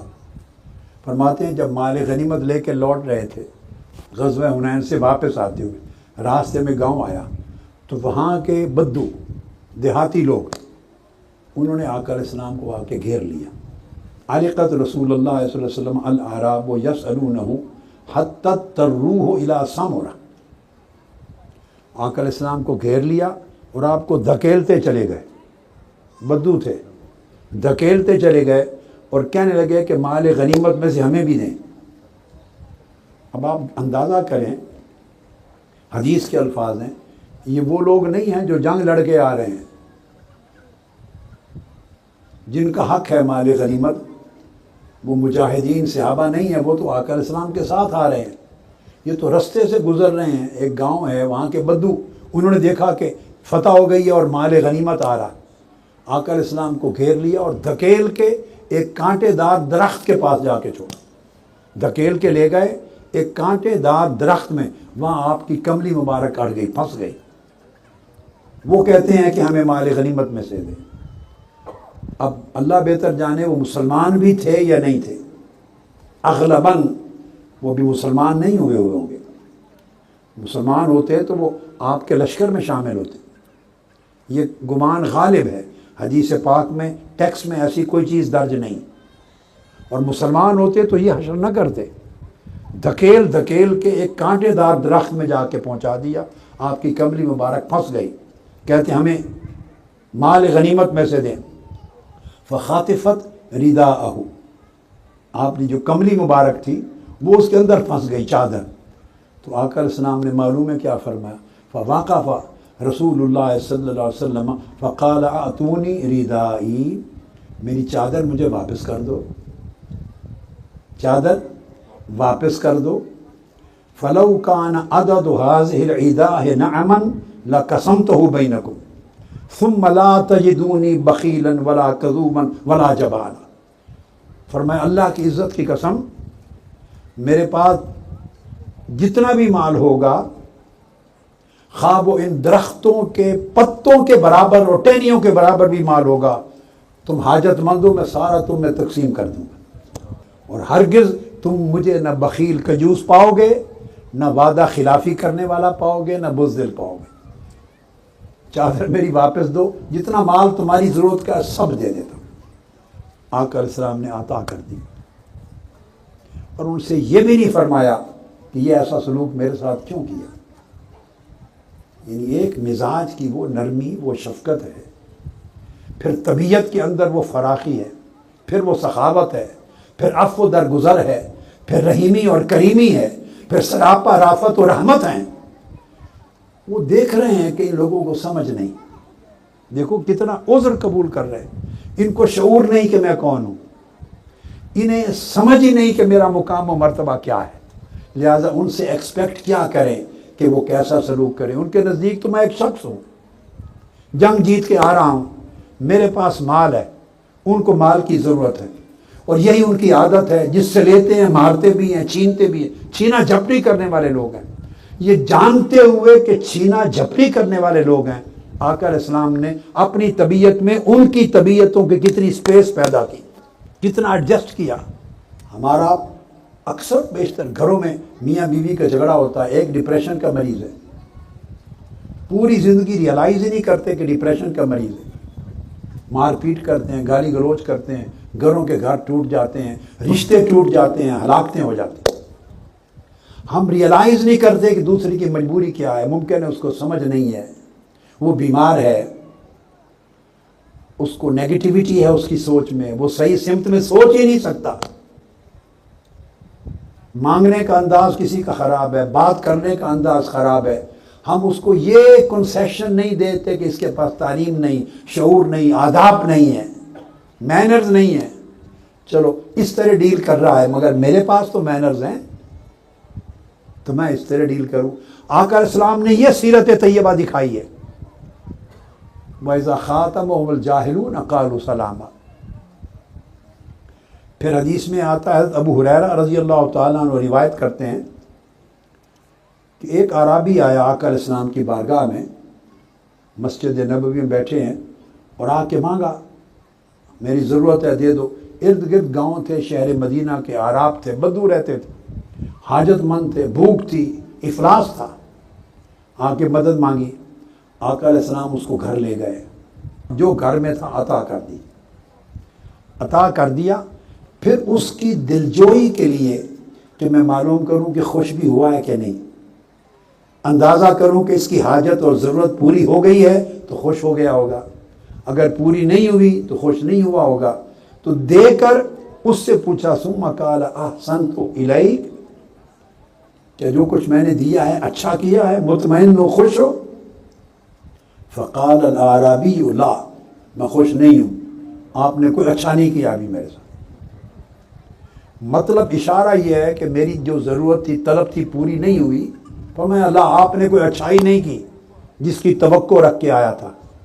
اچھا، یہ جب بات کی کوئی صحابہ بھی سن رہے تھے، صحابہ کرام فغاضب المسلمون، وہ جوش میں آ گئے، غضبناک ہوئے، فقاموا الیہ فاشار الیہم ان کف، وہ اٹھے اس کو روکنے کے لیے کہ اس کو تمیز ہی نہیں ہے، آداب ہی نہیں ہے، بد تہذیبی سے ڈیل کر رہا ہے۔ آقا علیہ السلام نے عطا کیا ہے، بجائے شکریہ ادا کرنے کے کہتا ہے کچھ نہیں دیا مجھے، میں خوش نہیں ہوں۔ اٹھے، فرمایا خبردار بیٹھ جاؤ، اسے کچھ نہ کہو۔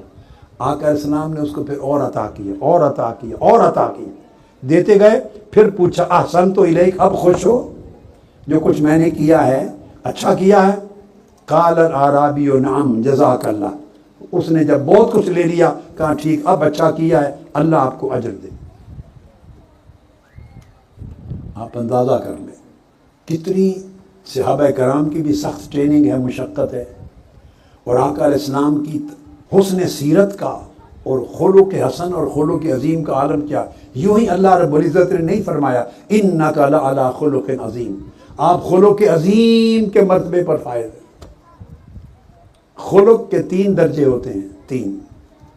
ایک ہے خلق حسن، ایک ہے خلق کریم، ایک ہے خلق عظیم.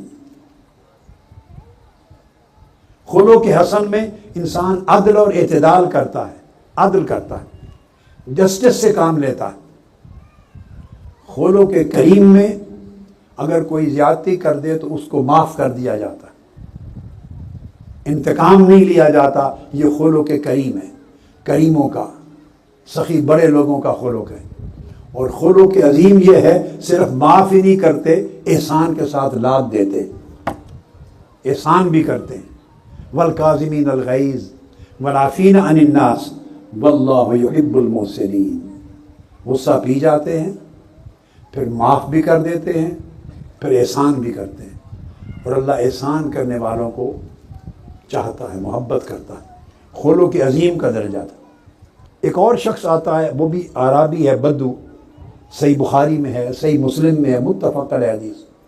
آقا علیہ السلام کی بارگاہ میں مسجد نبی میں آتا ہے. کوئی اس نے بات پوچھنی تھی، پوچھ لی، اور پوچھ کے واپس جانے لگا. ابھی مسجد ہی میں ہے، مسجد میں، مسجد نبوی کے اندر ایک کنارے میں کھڑے ہو کے پیشاب کر دی. جب فبال فی طائفۃ المسجد، مسجد کے کونے میں پیشاب کر دیے. فزاجرہ الناس، لوگ اس کی طرف دوڑے، انہوں نے ان کو منع کیا. فنہاہم النبی صلی اللہ علیہ وآلہ وسلم، آقا علیہ السلام نے ان کو روک دیا، خبردار ابھی وہ پیشاب کر رہا ہے، اس کو مت روکو. اس کا مطلب یہ ہے کہ اگر اس کا پیشاب رک گیا تکلیف ہو جائے گی، اس کو کر لینے دو، اور جب فارغ ہو جائے پھر میں سمجھا دوں گا. اپنے سامنے اس کو مسجد کے کنارے میں چونکہ شروع کر چکا تھا اس کو کرنے دیا. فلما قضا بولہ، جب وہ فارغ ہو گیا، امر النبی صلی اللہ علیہ وآلہ وسلم بذنوب من ماء فاحریق علیہ، پھر حضور علیہ السلام نے حکم فرمایا صحابہ کو کہ ایک ڈول پانی کا لاؤ اور اس پر بہا دو. مسجد پاک ہو گئی. اور اس کو بلا کے شفقت سے کہا کہ یہ مسجدیں اللہ کا گھر ہیں، یہ پیشاب کرنے کی جگہ نہیں، یہاں اللہ کا ذکر کیا جاتا ہے، نماز پڑھی جاتی ہے، قرآن کی تلاوت کی جاتی ہے. اور صحابہ سے فرمایا تم اس کے پیشاب کو پانی سے بہا دو. اور پھر ایک حدیث کے لفظ ہیں صحیح بخاری میں، صحابہ سے فرمایا انما بعثتم میسرین ولم تبعثوا معسرین، تمہیں آسانیاں پیدا کرنے والا بنایا گیا ہے، لوگوں کے ساتھ سختی سے پیش آنے والا نہیں بنایا گیا. یہ درجہ ہے سیرت نبوی کا. اور جتنا کوئی آقا علیہ السلام کے قریب ہوگا، جتنی آقا علیہ السلام سے محبت کا دعوے دار ہوگا، اتنی مطابقت ضروری ہے. جتنی مطابقت ہوگی اتنی سیرت محمدی کی جھلک آئے گی اس کے اندر، جتنی جھلک آئے گی اتنا حضور کے قریب ہے صلی اللہ علیہ وسلم. فرمایا قیامت کے دن سب سے قریب میرے وہ شخص بیٹھے گا جس کے اخلاق بڑے خوبصورت ہوں. ایک صحابی ہیں ماعز بن مالک، ان پر حد جاری ہو گئی.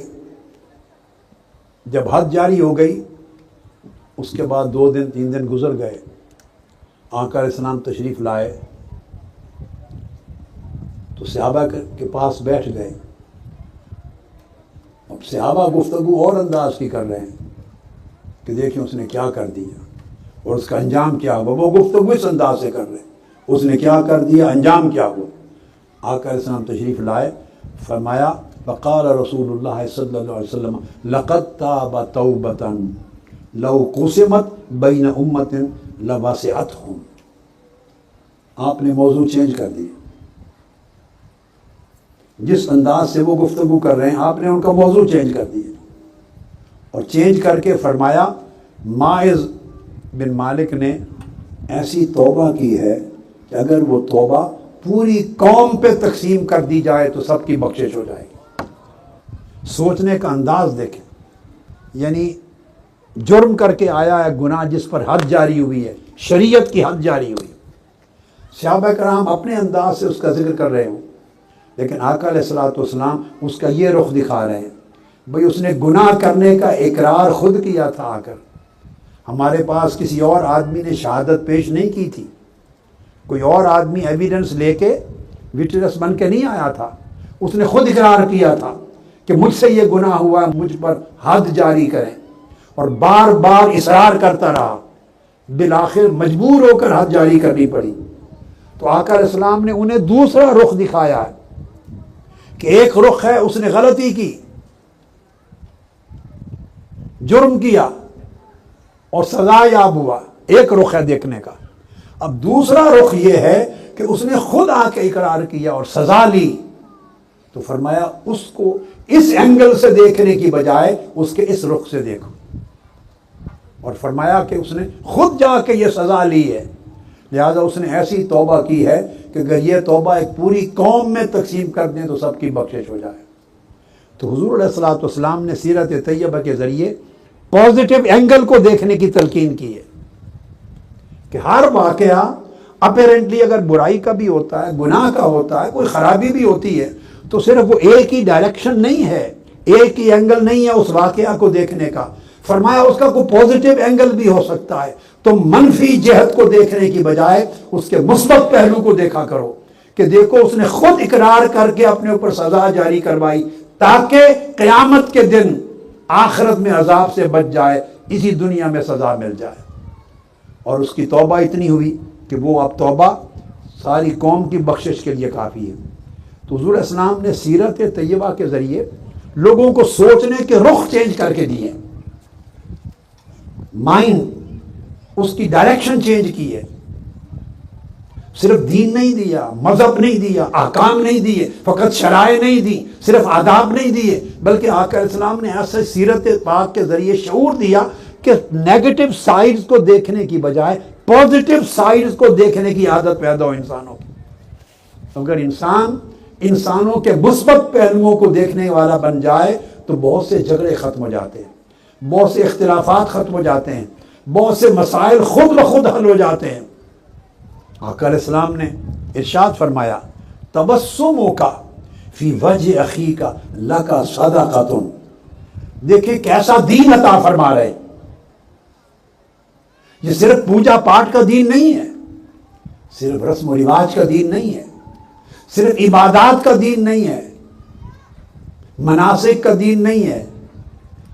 ہم نے پورا دین صرف چند رسوم اور رواجات پر محدود کر لیا ہے، مخصوص اعمال کے اندر بند کر دیا ہے، اور اس دین کا کوئی تعلق ہماری روز مرہ کی زندگی کے ساتھ باقی نہیں رہا، ہماری سوچوں کے ساتھ باقی نہیں رہا، ہماری گفتگو کے ساتھ تعلق نہیں رہا، ہمارے معاملات کے ساتھ دین کا تعلق نہیں رہا. ہم نے دین کو اپنی اصل زندگی سے نکال دیا ہے اور عبادتوں کے چند خانوں میں اس کو محدود کر دیا ہے، چند مراسم میں محدود کر دیا ہے.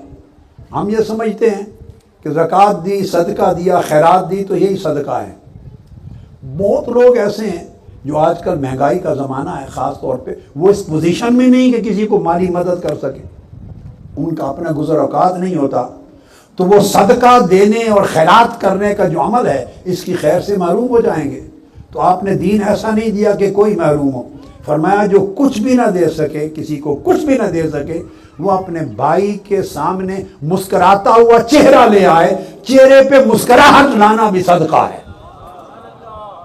کچھ بھی نہ دے سکے، مسکراہٹ میں تو پیسے نہیں لگتے، چہرے پر مسکراہٹ لے آؤ، اس مسکراہٹ سے مل لو دوسرے کو. فرمایا اس سے بھی صدقہ ہو جائے گا. اور طبیعت آقا علیہ السلام نے اپنی سیرت طیبہ کے ذریعے ایسی دی جس سے علماء کے لیے، وعظاء کے لیے، خطباء کے لیے، اور دین کے مبلغوں کے لیے، اور داعی جو لوگ ہیں ان کے لیے، اور دین کے طلباء کے لیے ایک سبق دیا کہ طبیعت کیسی ہو. ہم نے ایک دین کا پورا تصور روکھا سوکھا بنا کے رکھ دیا ہے، خشک روکھا سوکھا بنا کے رکھ دیا ہے. اب یہاں ایک حدیث بتاتا ہوں، مسند احمد بن حنبل میں اور ترمذی میں اور صحیح ابن حبان میں آئی ہیں. جابر بن سمرہ روایت کرتے ہیں جالست النبی صلی اللہ علیہ وآلہ وسلم اکثر من 100 مرہ، ایک صحابی کہتے ہیں کہ میں 100 سے زیادہ مرتبہ آقا علیہ السلام کی مجلس میں بیٹھا ہوں، مجھے شرف ملا کہ 100 سے زیادہ ٹائمز میں آقا علیہ السلام کی مجلس میں صحبت میں بیٹھا۔ فرماتے ہیں کہ میں نے ساری زندگی یہ دیکھا کہ جب حضور علیہ السلام بیٹھے ہوتے تو صحابہ کرام پر کوئی وحشت اور دہشت طاری نہیں ہوتی تھی، پریشان حالی طاری نہیں ہوتی تھی۔ ایسا نہیں ہے کہ اس قسم کا رعب طاری ہو جائے کہ سانس لینا مشکل ہو جائے، دشوار ہو جائے بیٹھنا، نہیں۔ فرمایا فَكَانَ أَصْحَابُهُ يَتَنَاشَدُونَ الشِّعْرَ وَيَتَذَاكَرُونَ أَشْيَاءَ مِنْ أَمْرِ الْجَاهِلِيَّةِ وَهُوَ سَاكِتٌ فَرُبَّمَا تَبَسَّمَ مَعَهُمْ۔ فرمایا میں دیکھتا تھا کہ صحابہ کرام آپ کی مجلس میں اشعار پڑھتے تھے، شعر و شاعری شروع کر دیتے، مختلف شعراء کے شعر پڑھتے، صاف ظاہر اچھے پسندیدہ پاکیزہ شعری پڑھتے تھے، دوسرا تو تصور بھی نہیں کیا جا سکتا۔ لیکن صحابہ کرام دور جاہلیت گزری تھی، بڑے بڑے شعراء ہو گزرے تھے، ان کے اشعار پڑھتے تھے، اور کبھی دور جاہلیت کے واقعات سناتے تھے، میرا فلاں وقت میں ادھر گیا یہ ہوا، دوسرے صحابی کہتے تھے فلاں جگہ میرا معاملہ ہوا، فلاں جگہ طائف میں یہ ہوا، پھر کوئی کہتا فلاں سفر پہ میرے ساتھ یہ ہوا، اپنے دور جاہلیت کے واقعات سناتے تھے، کوئی اشعار پڑھتے تھے۔ صحابی کہتے ہیں کہ اللہ کی عزت کی قسم آقا اسلام نے کبھی منع نہیں فرمایا، وہ ساکت، خاموشی سے سنتے رہتے، اور کبھی کبھی ان کے ساتھ مسکرا بھی پڑتے، انجوائے کرتے۔ اور دوسری روایت میں ہے کہ کان اصحابہ یتناشدون الشعر عندہ ویذکرون اشیاء من امر الجاہلیت ویضحکون فیبتسم معہم اذا ضحکوا، کہ صحابہ کرام اشعار پڑھتے تھے اور دور جاہلیت کے کئی واقعات بھی ایک دوسرے کو سناتے تھے۔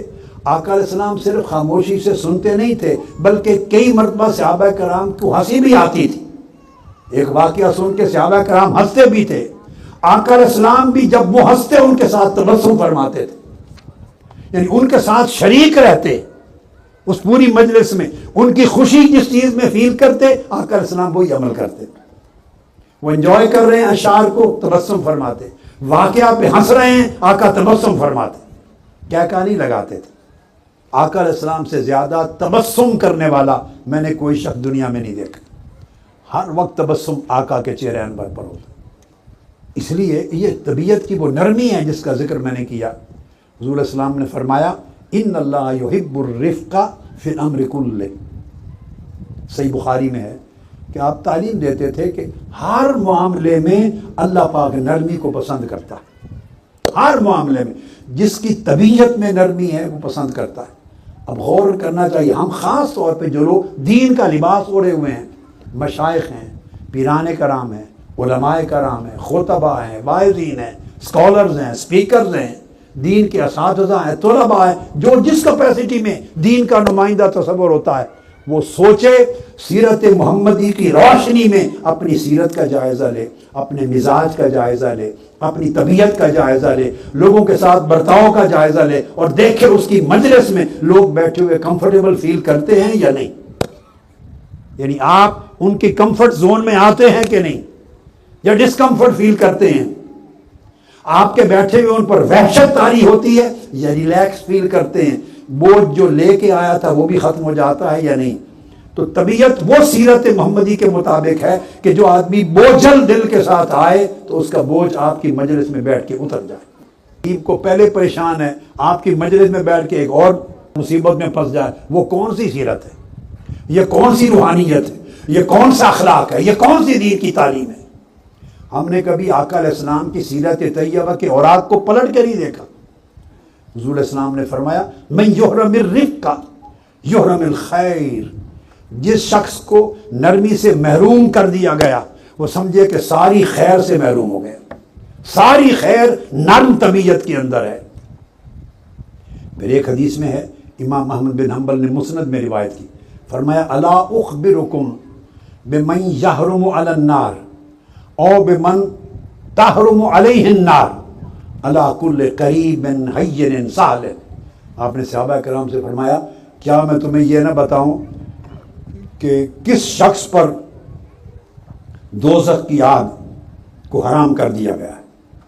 کون وہ لوگ ہیں جن پر دوزخ کی آگ حرام کر دی گئی ہے؟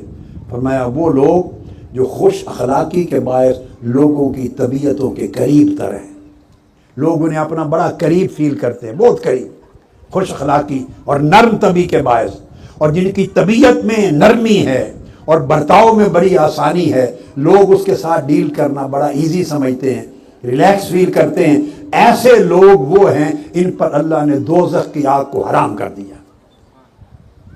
دیکھیے کہ سیرت محمدی میں کتنا فوکس کیا جا رہا ہے اس چیز کو۔ حدیث میں ہے، یہ بھی متفق علیہ ہے بخاری مسلم میں، کہ ایک جنازہ گزرا، ایک جنازہ، آقا علیہ السلام جب جنازہ گزرتا تو کھڑے ہو جاتے، قیام فرماتے، آپ کھڑے ہو گئے۔ جب آقا علیہ السلام کھڑے ہوئے تو کسی نے ساتھ صحابہ میں سے کسی نے بتا دیا، یا رسول اللہ یہ یہودی کا جنازہ۔ فقال الیست نفسا، یہودی تو تھا، کیا انسان بھی نہیں تھا؟ کوئی ہو، کسی مذہب سے اس کا تعلق ہو، مگر انسان کی جان کی یہ حرمت ہے۔ یہ تعلیم دی آقا علیہ الصلوۃ والسلام نے امت کو، اور یہ ہے آقا علیہ السلام کی سیرت، یہ آقا علیہ السلام کا دین۔ آپ نے خود ارشاد فرمایا، یہ بھی صحیح بخاری اور مسلم میں ہے، کہ کئی مرتبہ میرا دل چاہتا ہے کہ نماز میں لمبی قرات کروں، اللہ کے حضور کھڑا ہوں، قرات کروں، قرآن مجید زیادہ پڑھنا چاہتا ہوں، اچانک پیچھے سے مسجد میں کسی بچے کے رونے کی آواز آ جاتی۔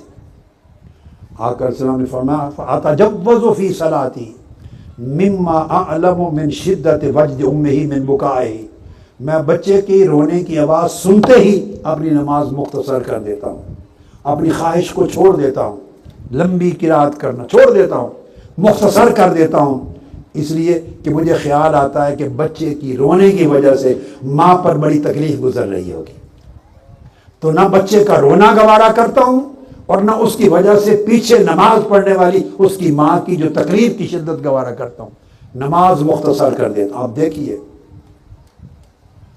ایسی صورت میں ہم تو وظائف بھی نہیں چھوڑتے جو نفلی وظائف ہیں، دوسرے کو ہوتی رہے تکلیف، کوئی روتا رہے، پریشان ہوتا رہے، ہم نفلی وظائف نہیں چھوڑتے۔ نفلی وظائف سے زیادہ بڑا وظیفہ ہے دوسرے کے جذبات کا احساس کرنا، دوسرے کی تکلیف کا احساس کرنا، روتے ہوئے بچے کے رونے کا احساس کرنا، اس کی ماں پر کیا بیت رہا ہے ان کے جذبات کا احساس کرنا، یہ ہزار نفلی وظیفوں سے اعلیٰ وظیفہ ہے۔ یہ برتاؤ کا وظیفہ ہے، یہ اخلاق کا وظیفہ ہے، یہ سیرت طیبہ کا وظیفہ ہے، وہ کلمات کا وظیفہ ہے، الفاظ کے وظیفے ہیں، یہ عمل کا وظیفہ ہے۔ ابو سعید خدری رضی اللہ تعالیٰ عنہ فرماتے ہیں کہ میں خود موجود تھا ایک نماز میں، فجر کی نماز تھی، پیچھے ایک بچے کے رونے کی آواز آ گئی، فخفف الصلاۃ، آقا علیہ السلام نماز کو مختصر کر دیا، ہر روز جتنی قرات کرنے کا معمول تھا وہ کم کر دی۔ آپ سے پوچھا گیا یا رسول اللہ آج آپ نے نماز بڑی مختصر کر دی ہے، کیا وجہ ہے؟ تو حضور علیہ السلام نے جواب دیا، انی سمعت بکاء صبی فخشیت ان تفتتن امہ، میں نماز تو بڑے ذوق میں پڑھ رہا تھا مگر ایک بچے کے رونے کی آواز آئی تو میں نے فیل کیا اس کی ماں آزمائش میں مبتلا ہے، ادھر میرے پیچھے نماز میں کھڑی ہے، ادھر چھوٹا بچہ رو رہا ہے، اس کی ماں پھنس گئی ہے آزمائش میں نہیں چاہتا تھا کہ آزمائش میں رہے، میں نے اپنی نماز مختصر کر دی تاکہ ماں مشکل سے نجات پائے اور بچے کو ماں مل جائے۔ یہ ایک اینگل ہے، سوچ کا ہے، یعنی سوچ تبدیل کرنے کی ضرورت ہے۔ ہم نے دین اور مذہب کو اور سیرت کو اخلاق، روز مرہ کے احساسات، جذبات اور برتاؤ سے بالکل جدا کر دیا ہے، مراسم اور مناسک کا دین بنا دیا ہے۔ آقا علیہ الصلوۃ والسلام کی سیرت طیبہ کا ہر عمل عبادت تھا مگر مزاج میں اتنی وسعت تھی جس سے ہم محروم ہو گئے۔ زین بن ثابت رضی اللہ تعالیٰ عنہ روایت کرتے ہیں کہ آقا علیہ السلام کا طریق یہ تھا، حضور علیہ السلام کے ساتھ بیٹھتے آپ کی مجلس میں، جب کبھی ہم آخرت کا ذکر شروع کرتے، قیامت کا، آخرت کا، تو آقا علیہ السلام ہمارے ساتھ آخرت کا ذکر شروع کر دیتے۔ اگر ہم دنیا اور کاروبار، تجارت اور دنیاوی معاملات کا ذکر شروع کرتے تو آقا علیہ السلام ہمارے ساتھ دنیاوی معاملات کا ذکر شروع کر دیتے۔ اگر ہم کھانا پینا، فلاں کا کھانا اچھا ہے، طعام شراب، کھانے پینے کا ذکر شروع کرتے، آقا علیہ السلام ہمارے ساتھ بھی کھانے اور پینے کا ذکر شروع کر دیتے۔ الغرض تو کل ھذا احدثکم عن رسول اللہ، کہا یہ سب عمل ہے جو آقا علیہ السلام کا میں تمہیں بیان کر رہا ہوں۔ یعنی مجلس میں اگر لوگ اخروی بات کر رہے ہیں جنت کی تو آپ جنت کا ذکر سناتے ہیں انہیں، دنیاوی کاروبار کا ذکر کر رہے ہیں تو آپ اس موضوع میں شامل ہو جاتے ہیں، کھانے پینے کی بات کر رہے ہیں ان میں شریک ہوتے۔ یعنی اہل مجلس جس موضوع میں خوشگواری محسوس کرتے، آقا علیہ السلام اسی موضوع میں ان کے ساتھ شریک ہو جاتے۔ ایسا نہیں ہے کہ کوئی مختلف ذوق رکھنے والا شخص آپ کی مجلس میں بیٹھنا پسند ہی نہ کرے، چونکہ جو اس کا ذوق ہے، ہاں حلال اور حرام کی حدود ہیں، جائز اور ناجائز کی حدود ہیں، امر اور نہی کی حدود ہیں، مگر جائز کی حدود میں اس کا ذوق اور ہے۔ آپ اس کی بات اتنی خشک طبیعت ہے کہ سن ہی نہیں سکتے، آپ نے اپنی بات شروع کر دینی ہے۔ وہ کوئی اور بات سننا چاہتا ہے، کسی اور چیز میں آپ کی رائے لینا چاہتا ہے، کسی اور چیز میں خوشگواری محسوس کر رہا ہے، آپ اس کی خوشگواری کا احساس نہیں کرتے، جو آپ کے اندر جمع ہوا آپ وہی شروع کر دیتے ہیں بات کو۔ یعنی موافقت نہیں ہے اہل مجلس کے ساتھ، سوچ میں، گفتگو میں، عمل میں۔ یہ موافقت پیدا کرنا اہل مجلس اور اہل تعلق میں، یہ دین کی روح ہے اور سیرت نبوی صلی اللہ علیہ وسلم کا خاص حصہ ہے۔ پھر آقا علیہ الصلوۃ والسلام کا عالم یہ کہ مدینہ پاک میں باندیاں تھیں جو اریسٹ ہو کے آ گئیں جنگوں میں، پریزنرز و وار بن گئے، چونکہ ان کا کوئی دیکھ بھال کرنے والا نہیں ہوتا تھا، تو جس دیوانی کو ضرورت پڑتی وہ آ کے آقا علیہ السلام کا ہاتھ پکڑ لیتی۔ فتن تالے کو بہی حیث و شاعت، جہاں چاہتی پکڑ کے لے جاتی اور جو کہتی آپ اس کے کام کاج کر دیتے۔ یعنی شفقت کا یہ عالم کہ دیوانی کو بھی خوف محسوس نہ ہو آقا علیہ السلام کا ہاتھ پکڑنے میں، میرے ساتھ چلے، میرے یہ کام کر دے۔ دنیا دیکھتی تھی۔ حضور علیہ الصلوۃ والسلام نے اپنی سیرت کا یہ نمونہ پیش کیا۔ پھر آگے چلیے، پھر جہاں رشتے ہیں، یہ سیرت کا حصہ ہے، جہاں رشتے ہیں، تعلقات ہیں، اس کا کتنا خیال رکھتے آقا علیہ الصلوۃ والسلام، اور اسی خیال سے ہمیں سیرت عطا کی کہ خونی رشتے ہوں یا دیگر قریبی رشتے ہوں، پڑوسی ہوں، قریبی رشتے ہوں، ان کا کس طرح خیال رکھا جاتا ہے۔ ابو طفیل روایت کرتے ہیں، یہ سنن ابی داؤد کی حدیث ہے، سنن ابی داؤد میں وہ روایت کرتے ہیں کہ میں نے خود دیکھا کہ آقا علیہ الصلوۃ والسلام جعرانہ کے مقام پر، یہ بھی غزوہ حنین سے واپس پلٹے ہیں، جعرانہ کے مقام پر آپ گوشت تقسیم فرما رہے تھے، میں نے دیکھا۔ فرماتے اذ اقبلت امرأۃ حتی دنت الی النبی صلی اللہ علیہ وسلم، ہم دیکھ رہے تھے ایک خاتون آئی، بوڑھی خاتون، آقا علیہ السلام کے قریب ہوئی اور قریب آ کے بیٹھ گئی، ہمیں نہیں معلوم یہ کون ہے۔ فباسط لہا رداءہ، آقا علیہ السلام نے اپنی کملی بچھا دی اس خاتون کے لیے، کملی بچھا دی۔ فجلست علیہ، اور وہ آقا علیہ السلام کی چادر پہ بیٹھ گئی۔ فقلت من ہی، حضرت ابو طفیل فرماتے ہیں میں نے پوچھا یہ کون ہے خاتون؟ فقالوا، تو دیگر صحابہ جو پاس بیٹھے تھے انہوں نے کہا ہی امہ التی ارضعتہ، یہ آپ کی رضائی ماں ہے، یعنی حلیمہ سعدیہ ہے جس نے آپ کو دودھ پلایا تھا۔ اور یہ فتح مکہ کے بعد کا واقعہ ہے، اندازہ کرنے عمر کیا ہو گئی ہوگی۔ فتح مکہ 8 ہجری میں ہوئی ہے، آپ کی عمر مبارک اس وقت 61 برس تھی، 61 برس۔ اور ان کی عمر کتنی ہو گئی جنہوں نے دودھ پلایا تھا؟ حلیمہ سعدیہ رضی اللہ عنہ، اپنی کملی بچھا دی ان کے نیچے، اتنی عزت و تکریم کی۔ پھر حدیث میں آتا ہے، یہ بھی سنن ابی داؤد میں سیاستہ میں حدیث ہے، کتاب الادب کے اندر صحابہ بیان کرتے ہیں کہ آقا علیہ السلام ایک روز تشریف فرما تھے، اس دوران ان کے رضائی والد آئے، حضرت حارث، حضرت حلیمہ سعدیہ کے شوہر، وہ آئے۔ آقا علیہ السلام نے ان کے لیے اکراماً اپنی چادر بچھا دی۔ فقعد علیہ، وہ اس پر بیٹھ گئے۔ ثم اقبلت امہ، پھر آپ کی والدہ آ گئی، رضائی والدہ حضرت حلیمہ سعدیہ، آقا علیہ السلام نے ان کو بھی اپنی چادر کا گشتہ بچھا دیا، فجلست علیہ، وہ بھی اس پر بیٹھ گئی۔ ثم اقبل اخوہ من الرضاعہ، پھر آپ کا رضاعی بھائی آیا جو ان کا بیٹا تھا، آقا علیہ السلام کے ساتھ مل کے دودھ پیا تھا۔ فقام لہ رسول اللہ فاجلسہ بین یدیہ، پھر چادر نہیں بچی تھی، اس کے لیے آقا علیہ السلام کھڑے ہو گئے، کھڑے ہو کے اپنے سامنے بٹھا لیے، پھر ان سے گفتگو کی۔ پھر حضرت حلیمہ سعدیہ میں ایک حدیث میں آتا ہے، ان سے احوال آقا علیہ السلام نے پوچھے۔ یہ پہلے کا واقعہ ہے، حضرت خدیجہ الکبریٰ رضی اللہ تعالیٰ عنہ بھی حیات تھی، شادی ہو چکی تھی، یہ اب اس سے پہلے کا واقعہ ہے۔ فرماتے ہیں کہ اس زمانے میں حضرت خدیجہ الکبریٰ رضی اللہ تعالیٰ عنہ کی حیات میں ابھی ہجرت نہیں فرمائی تھی، تو حضرت حلیمہ سعدیہ آئیں، آپ ان کے حال احوال پوچھتے رہے، انہوں نے بتایا بڑی افلاس ہے، حالات اس طرح کے ہیں۔ آقا علیہ السلام نے ان کو رخصت کرتے ہوئے 40 بکریاں اور اونٹ لاد کے غلے کا دیا۔ ایک ملاقات، 40 بکریاں اور غلے کا اونٹ لاد کر دیا۔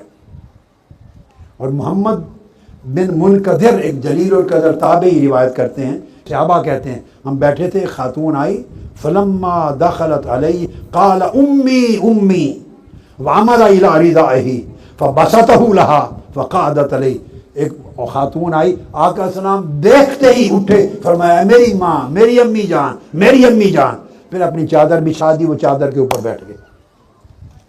یہ تکریم تھی دوسروں کی، رشتوں کی تکریم۔ اور یہ تو والدہ کی بات ہے، والد کی بات ہے، بھائی کی۔ آگے سنیے، جب غزوہ حنین ہوا اور آقا علیہ السلام اور صحابہ کرام فتح یاب ہوئے، اور وہ اس غزوہ سے بعد میں جو قبائل تھے، حضرت حلیمہ سعدیہ کا قبیلہ بھی انہی میں تھا، ان قبائل کے لوگ جنگی قیدی بن گئے۔ اس قبیلے کے لوگ آقا علیہ السلام کی بارگاہ میں آ گئے، جو حوازن کا وفد، قبیلہ حوازن کا وفد آ گیا اور کہا کہ یا رسول اللہ ہمارے مال بھی یعنی جنگ کے نتیجے میں آپ کے لوگ لے آئے ہیں اور ہماری عورتیں بھی قیدی بن گئی ہیں۔ آقا علیہ السلام نے فرمایا چن لو کیا لینا ہے۔ انہوں نے کہا کہ ہماری جو قیدی عورتیں ہیں فیملیز واپس کر دیں۔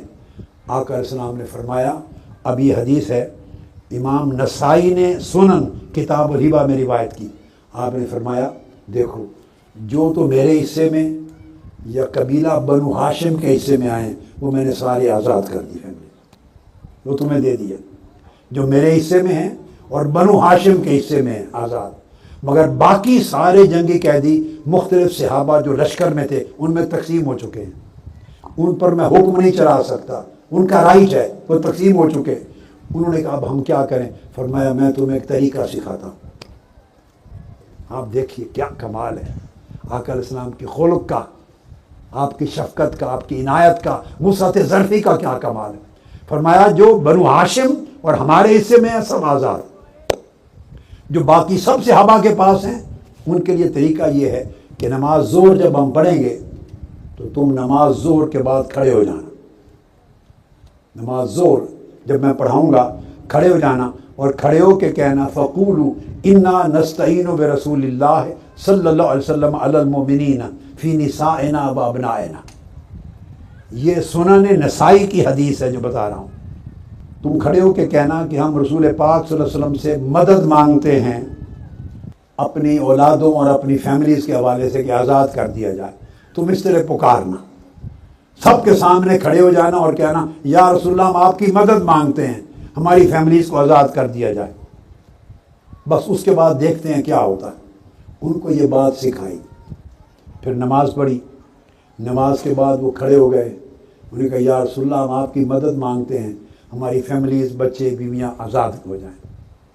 آقا علیہ السلام نے سب صحابہ کرام کے سامنے فرمایا میرے اور خاندان عبد المطلب کے حصے میں جتنے قیدی آئے ہیں سب آزاد کر دیے، میں نے آزاد کر دیے، وہ تمہارے ہو گئے لے جاؤ، مگر باقیوں پر میں حکم نہیں چلاتا۔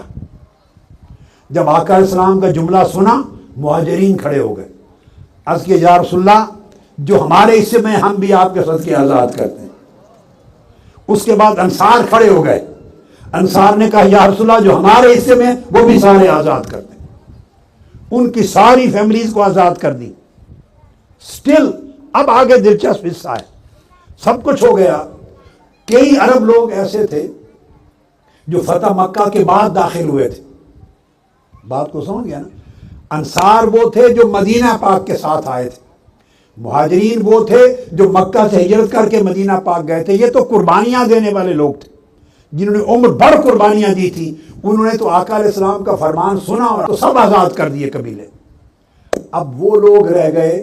جب فتح مکہ ہوئی یاد رکھ لیں تو 8,000 صحابہ آئے تھے ساتھ. 8,000.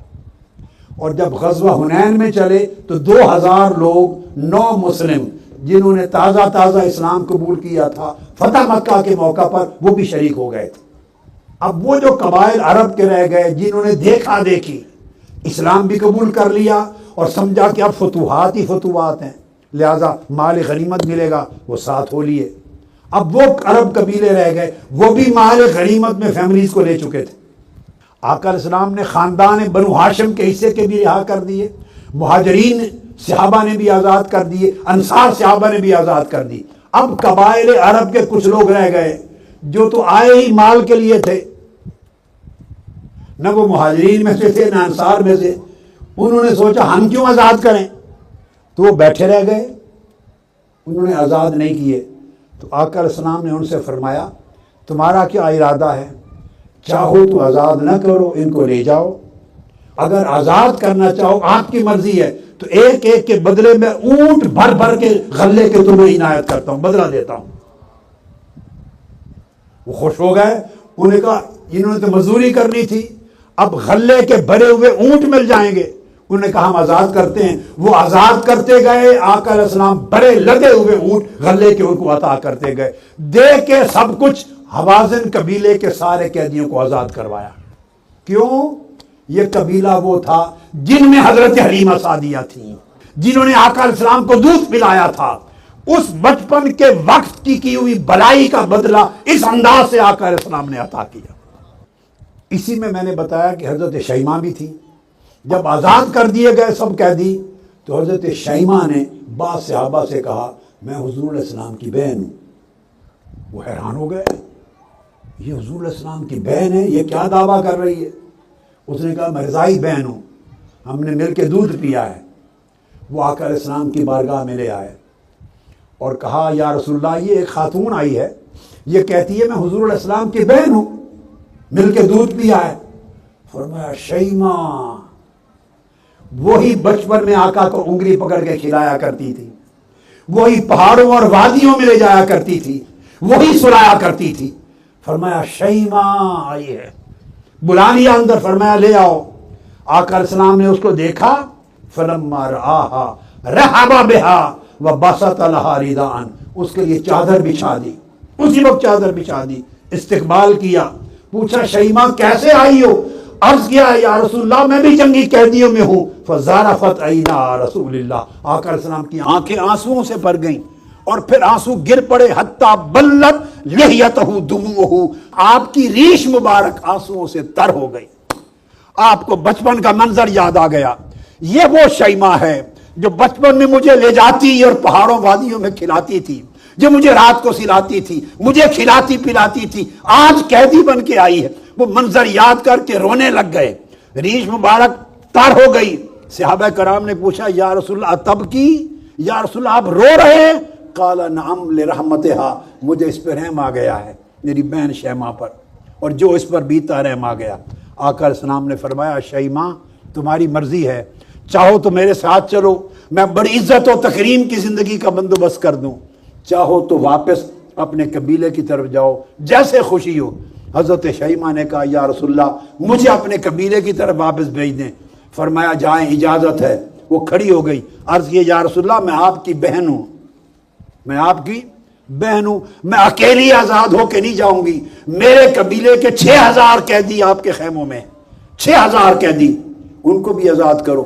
آپ نے صحابہ کو بلایا. فرمایا شیمہ کی خاطر اس کے قبیلے کے 6,000 سارے قیدی آزاد کر دیے جائیں.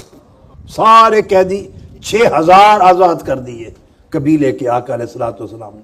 قام لها قائما وبسط لها رداءه واجلسها عليه ودمعت عيناه ثم قال لها سلی توتا وشفعی تشفعی. اے شیما جو تو کہہ بات قبول کی جائے گی، جس کی سفارش کر وہ سفارش قبول کی جائے گی۔ اس نے کہا 6000 قیدی آزاد کر دیں، فرمایا سارے قیدی آزاد ہیں، ان کو لے کے روانہ کر دی۔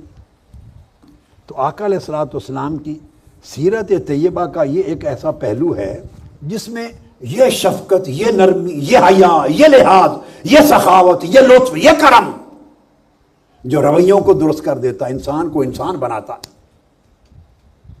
جب انسانیت نہیں ہے تو کوئی مذہب نہیں ہے، دین اور مذہب بعد میں ہے، انسانیت پہلے ہے۔ جس مذہب کا لبادہ اوڑھ کے ہم انسانیت کو ختم کر دیں، انسانیت کی تکریم ختم ہو جائے، باہمی رشتوں کا لحاظ ختم ہو جائے اور ہمارا حیا بے حیائی میں بدل جائے، تو کون سا دین اور کون سا مذہب اور کون سی دعوت و تبلیغ؟ ہمیں آج میلاد کی رات اس پیغام کے ذریعے اپنی سیرت و کردار میں انقلاب پیدا کرنا ہوگا، اور تحریک منہاج القرآن کے وابستہ لوگ زمین کے جس جس کونے میں ہیں، پاکستان یا پاکستان سے باہر، شرق سے غرب تک، یا مسلمان آقا علیہ السلام کا کلمہ پڑھنے والے جہاں جہاں آباد ہیں، اگر وہ حضور علیہ السلام سے اپنا رشتہ سمجھتے ہیں، امتی ہونے کا تعلق سمجھتے ہیں، محبت کا دعویٰ کرتے ہیں، مطابقت کا دعویٰ کرتے ہیں، امتی سمجھتے ہیں، اور قیامت کے دن آقا کی شفاعت کے خواہش مند ہیں، انہیں آقا کی سیرت میں ڈھلنا ہوگا، اپنے کردار کو بدلنا ہوگا، اپنے احوال کو درست کرنا ہوگا، اپنے اعمال کو درست کرنا ہوگا۔ ایک تو یہ کلچر دیا عفو درگزر کا، معافی کا، سخاوت کا، حیا کا، لحاظ کا، تکریم کا، محبت کا، لطف و کرم کا، پازیٹیو تھنکنگ کا۔ آقا علیہ السلام نے یہ پورا کا پورا کلچر دیا، اور ایک ادب کا کلچر دیا، تعظیم و تکریم کا کلچر دیا۔ صحابہ کرام جنہوں نے آقا علیہ السلام کی شاگردی اختیار کی، آپ کے فرسٹ سٹوڈنٹس ہیں صحابہ کرام، جنہوں نے آقا علیہ السلام کو دیکھا اور آقا علیہ السلام سے سیکھا۔ ان کے مزاج میں، طبیعت میں، کلام میں، گفتگو میں ادب ہی ادب آ گیا تھا، وہ ادب کے پیکر بن گئے تھے۔ حدیث پاک میں آتا ہے کہ ایک صحابی سے کسی نے پوچھا کہ آپ عمر میں بڑے ہیں یا رسول پاک صلی اللہ علیہ وسلم، یہ بھی ترمذی کی حدیث۔ انہوں نے اندازہ کریں جواب میں کہا، وقال رسول اللہ اکبر منی وانا اقدم منہ فی المیلاد، فرمایا بڑے تو حضور ہی ہیں صلی اللہ علیہ وسلم، بس میں پیدا پہلے ہو گیا تھا۔ اب دیکھیے آقا علیہ السلام نے کیا ادب کا شعور عطا کیا تھا کہ ان کے کلمات بھی ادب سے، تعظیم و تکریم سے لبریز تھے۔ فرمایا بڑے آقا علیہ السلام ہی ہیں، وانا اقدم منہ فی المیلاد، میری تو پیدائش پہلے ہو گئی تھی۔ اسی طرح دوسری حدیث مصنف ابن ابی شیبہ میں اور حاکم میں، حضرت عباس بن عبد المطلب سے پوچھا گیا، جو آقا علیہ السلام کے چچا ہیں، حضور علیہ السلام کے چچا حضرت عباس بن عبد المطلب، ان سے پوچھا گیا انت اکبر من نبی، عمر میں آپ بڑے ہیں یا حضور علیہ السلام بڑے؟ فقال هو اکبر منی وانا ولدت قبلہ، عرض کیا عباس رضی اللہ تعالیٰ عنہ نے، وڈے تو حضور ہی نے، میں جم پہلے گیا سی، بڑے تو حضور ہی ہیں، میں جم پہلے گیا سی، میری ولادت پہلے ہو گئی، انا ولدت قبلہ، بس بڑے تو آقا علیہ السلام ہی ہیں۔ آپ اندازہ کریں کہ کیا ان کے شعور میں، ان کے لب و لہجے میں، ان کے کلام میں، انداز میں ادب اور تعظیم و تکریم آ گئی تھی۔ ہم اپنے گریبانوں کو جھانکیں، کیا جب آقا علیہ السلام کا ذکر کرتے ہیں، صحابہ کا ذکر کرتے ہیں، اہل بیت اطہار کا، ائمہ کا، اولیاء کا، صالحین کا، اکابر کا، بڑوں کا، کیا اس ادب کے لہجے میں کرتے ہیں، یا سارا لب و لہجہ ہمارا بے ادبی، گستاخی کے ساتھ تباہ ہوا پڑا ہے؟ ایک صحابی ہیں، امام نسائی اور ابن ماجہ نے روایت کیا ہے، انہوں نے پوچھا حضرت برا بن عازب رضی اللہ تعالیٰ عنہ سے کہ وہ کون سے جانور ہیں جن کی قربانی حضور علیہ السلام نے منع فرمائی تھی، جن کی قربانی منع ہے، وہ کون کون سے جانور ہیں؟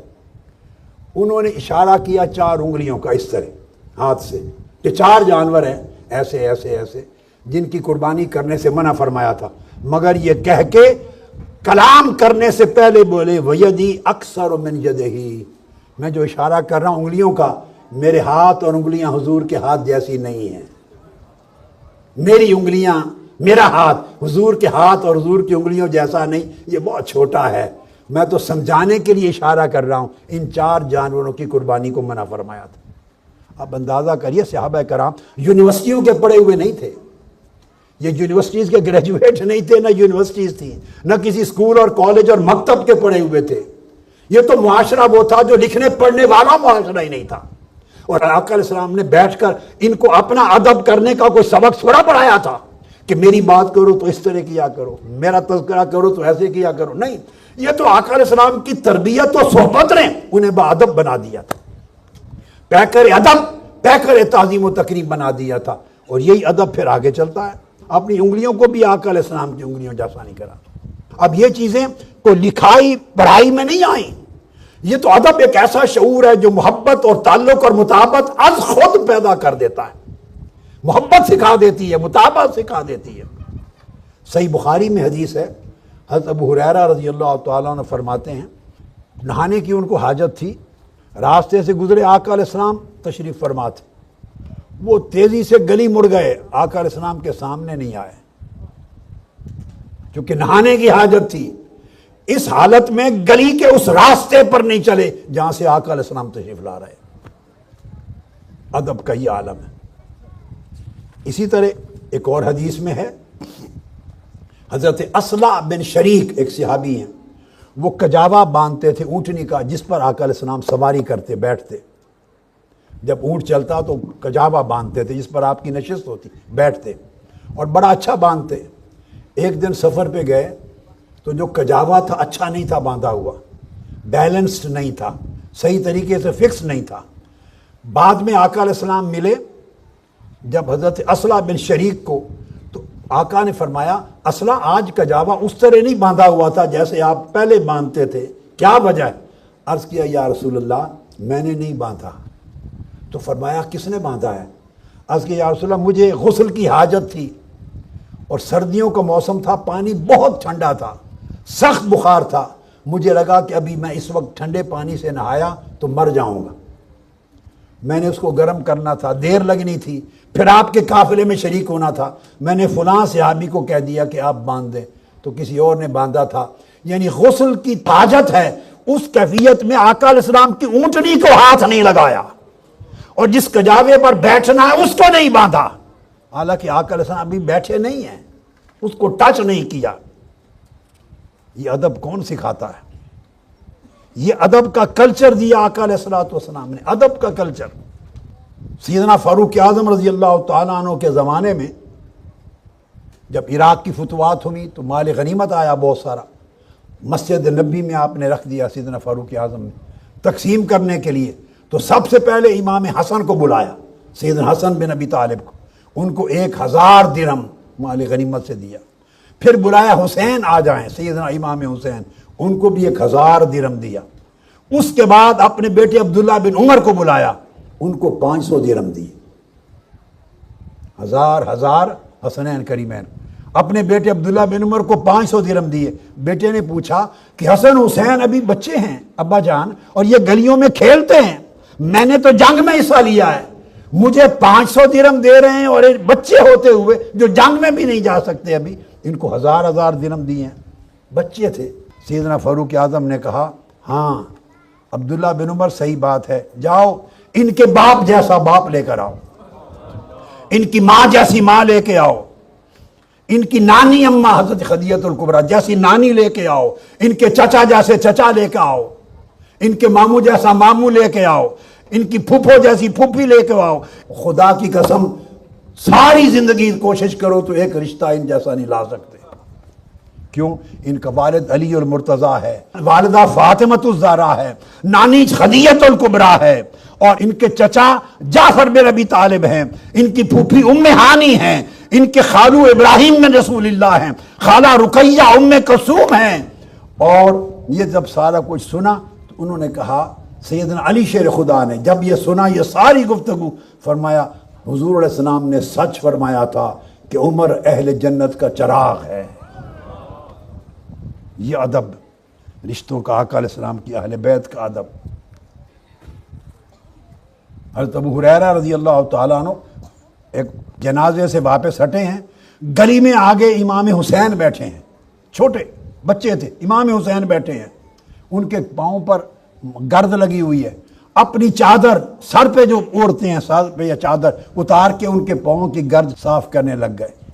آپ نے پوچھا ابو ہریرہ آپ یہ کام کر رہے ہیں؟ فرمایا خدا کی قسم جو میں جانتا ہوں اگر سب لوگ جانتے تو سب کچھ یہی کرتے، آپ کو اپنے کندھوں پر اٹھاتے، قدم زمین پہ رکھنے ہی نہ دیتے۔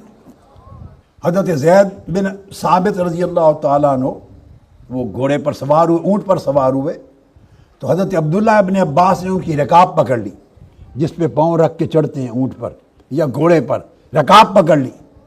آپ نے فرمایا اے ابن ام رسول اللہ ایسا نہ کرو، میرے گھوڑے کی رکاب پکڑ رہے ہو۔ انہوں نے کہا فقال ہاکذا امرنا ان نفعل بعلمائنا وکبرائنا، ہمیں اس طرح حکم دیا گیا ہے کہ اپنے بڑوں کی اس طرح تکریم کیا کرو۔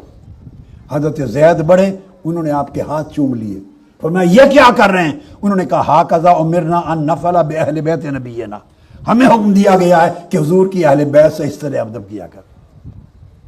بڑے چھوٹے کے ساتھ کرتے، چھوٹے بڑے کے ساتھ کرتے۔ یہاں تک سوچنے کی بات ہے، آپ لندن میں بیٹھے ہیں، کوئی پاکستان میں بیٹھے ہیں، آپ اس وقت پاکستان میں بیٹھے ہیں، کوئی دنیا کے کسی خطے میں بیٹھا ہے، حکم ہے کہ اگر آپ رفع حاجت کے لیے جائیں تو قبلہ کی طرف منہ بھی نہیں کر سکتے اور پشت بھی نہیں کر سکتے، حالانکہ کعبۃ اللہ تو آپ کے سامنے نہیں ہے، مگر جس سمت میں کعبہ ہے اس سمت کا بھی ادب سکھایا گیا، نہ منہ کر سکتے ہیں نہ پشت کر سکتے ہیں۔ یعنی جو آقا علیہ السلام کی سیرت طیبہ نے اور آپ کے دین نے بنیادی طور پہ جو کلچر عطا کیا ہے، اس کلچر میں ادب ہے، اس کلچر میں حیا ہے، اس کلچر میں سخاوت ہے، اس کلچر میں عفو درگزر ہے، اس کلچر میں لطف و کرم ہے، اس کلچر میں پازیٹیوٹی ہے، نیگیٹیوٹی نہیں ہے۔ اب آج دیکھیں ہم بڑوں کا جب ذکر کرتے ہیں، بڑوں کا آج دوسرے مخالف کتنی غلیظ زبان کے ساتھ کرتے ہیں۔ اس سوسائٹی میں خاص طور پہ پاکستان کے اندر یا انڈیا کا بھی پتہ نہیں کیا حال ہے، ہمیں تو نہیں معلوم، اس سوسائٹی سے حیا ختم کر دیا گیا ہے۔ اور ختم کرنے والے کون ہیں؟ نام نہاد کو بارہ جو بڑے ہیں، خواہ وہ سیاسی لیڈر ہیں، وہ گالیاں دیں گے تو چھوٹے بوٹیاں نوچ لیں گے۔ علماء جن سے لوگ دین سیکھتے ہیں، اگر وہ ایک دوسرے کو گالی گلوچ کر کے پکاریں گے تو چھوٹا تو اس کو دجال اور کافر سے کم نہیں کہے گا۔ تو آپ ایک ایسے دین کی پرچار کر رہے ہیں جو سراسر ادب تھا، سراسر سخاوت تھی، سراسر تعظیم و تکریم تھی، ویلیوز تھی، مگر جو زبان، جو لب و لہجہ، جو طریقہ اختیار کر لیا گیا ہے اس میں دور دور تک دین کی جھلک نظر نہیں آتی۔ اس سے نسلوں کی تباہی ہو رہی ہے، دین کا امیج خراب ہو رہا ہے۔ آج یہ میسج لے کے جائیں کہ ہم اصل اس دین کی طرف پلٹ آئیں، ان رویوں کی طرف پلٹ آئیں، اس اخلاق کی طرف پلٹ آئیں، اس برتاؤ کی طرف پلٹ آئیں جو آقا علیہ السلام نے اپنی سیرت طیبہ کے ذریعے امت کو عطا کی ہے، تاکہ ہماری زبان میں پاکیزگی ہو، ہماری سوچوں میں پاکیزگی ہو، رویوں میں، برتاؤ میں، عمل میں، اخلاق میں، افعال میں، معاملات میں طہارت ہو، لوگ ہمارے اخلاق اور عمل کو دیکھ کر دین کو سمجھیں، ہماری زبان بری زبان سن کر دین سے ہٹ کے گمراہ نہ ہو جائے۔ اللہ رب العزت ہمیں آقا علیہ السلام کی غلامی میں رکھے اور دین کا صحیح فہم اور معرفت عطا فرمائے۔ وما علینا الا البلاغ۔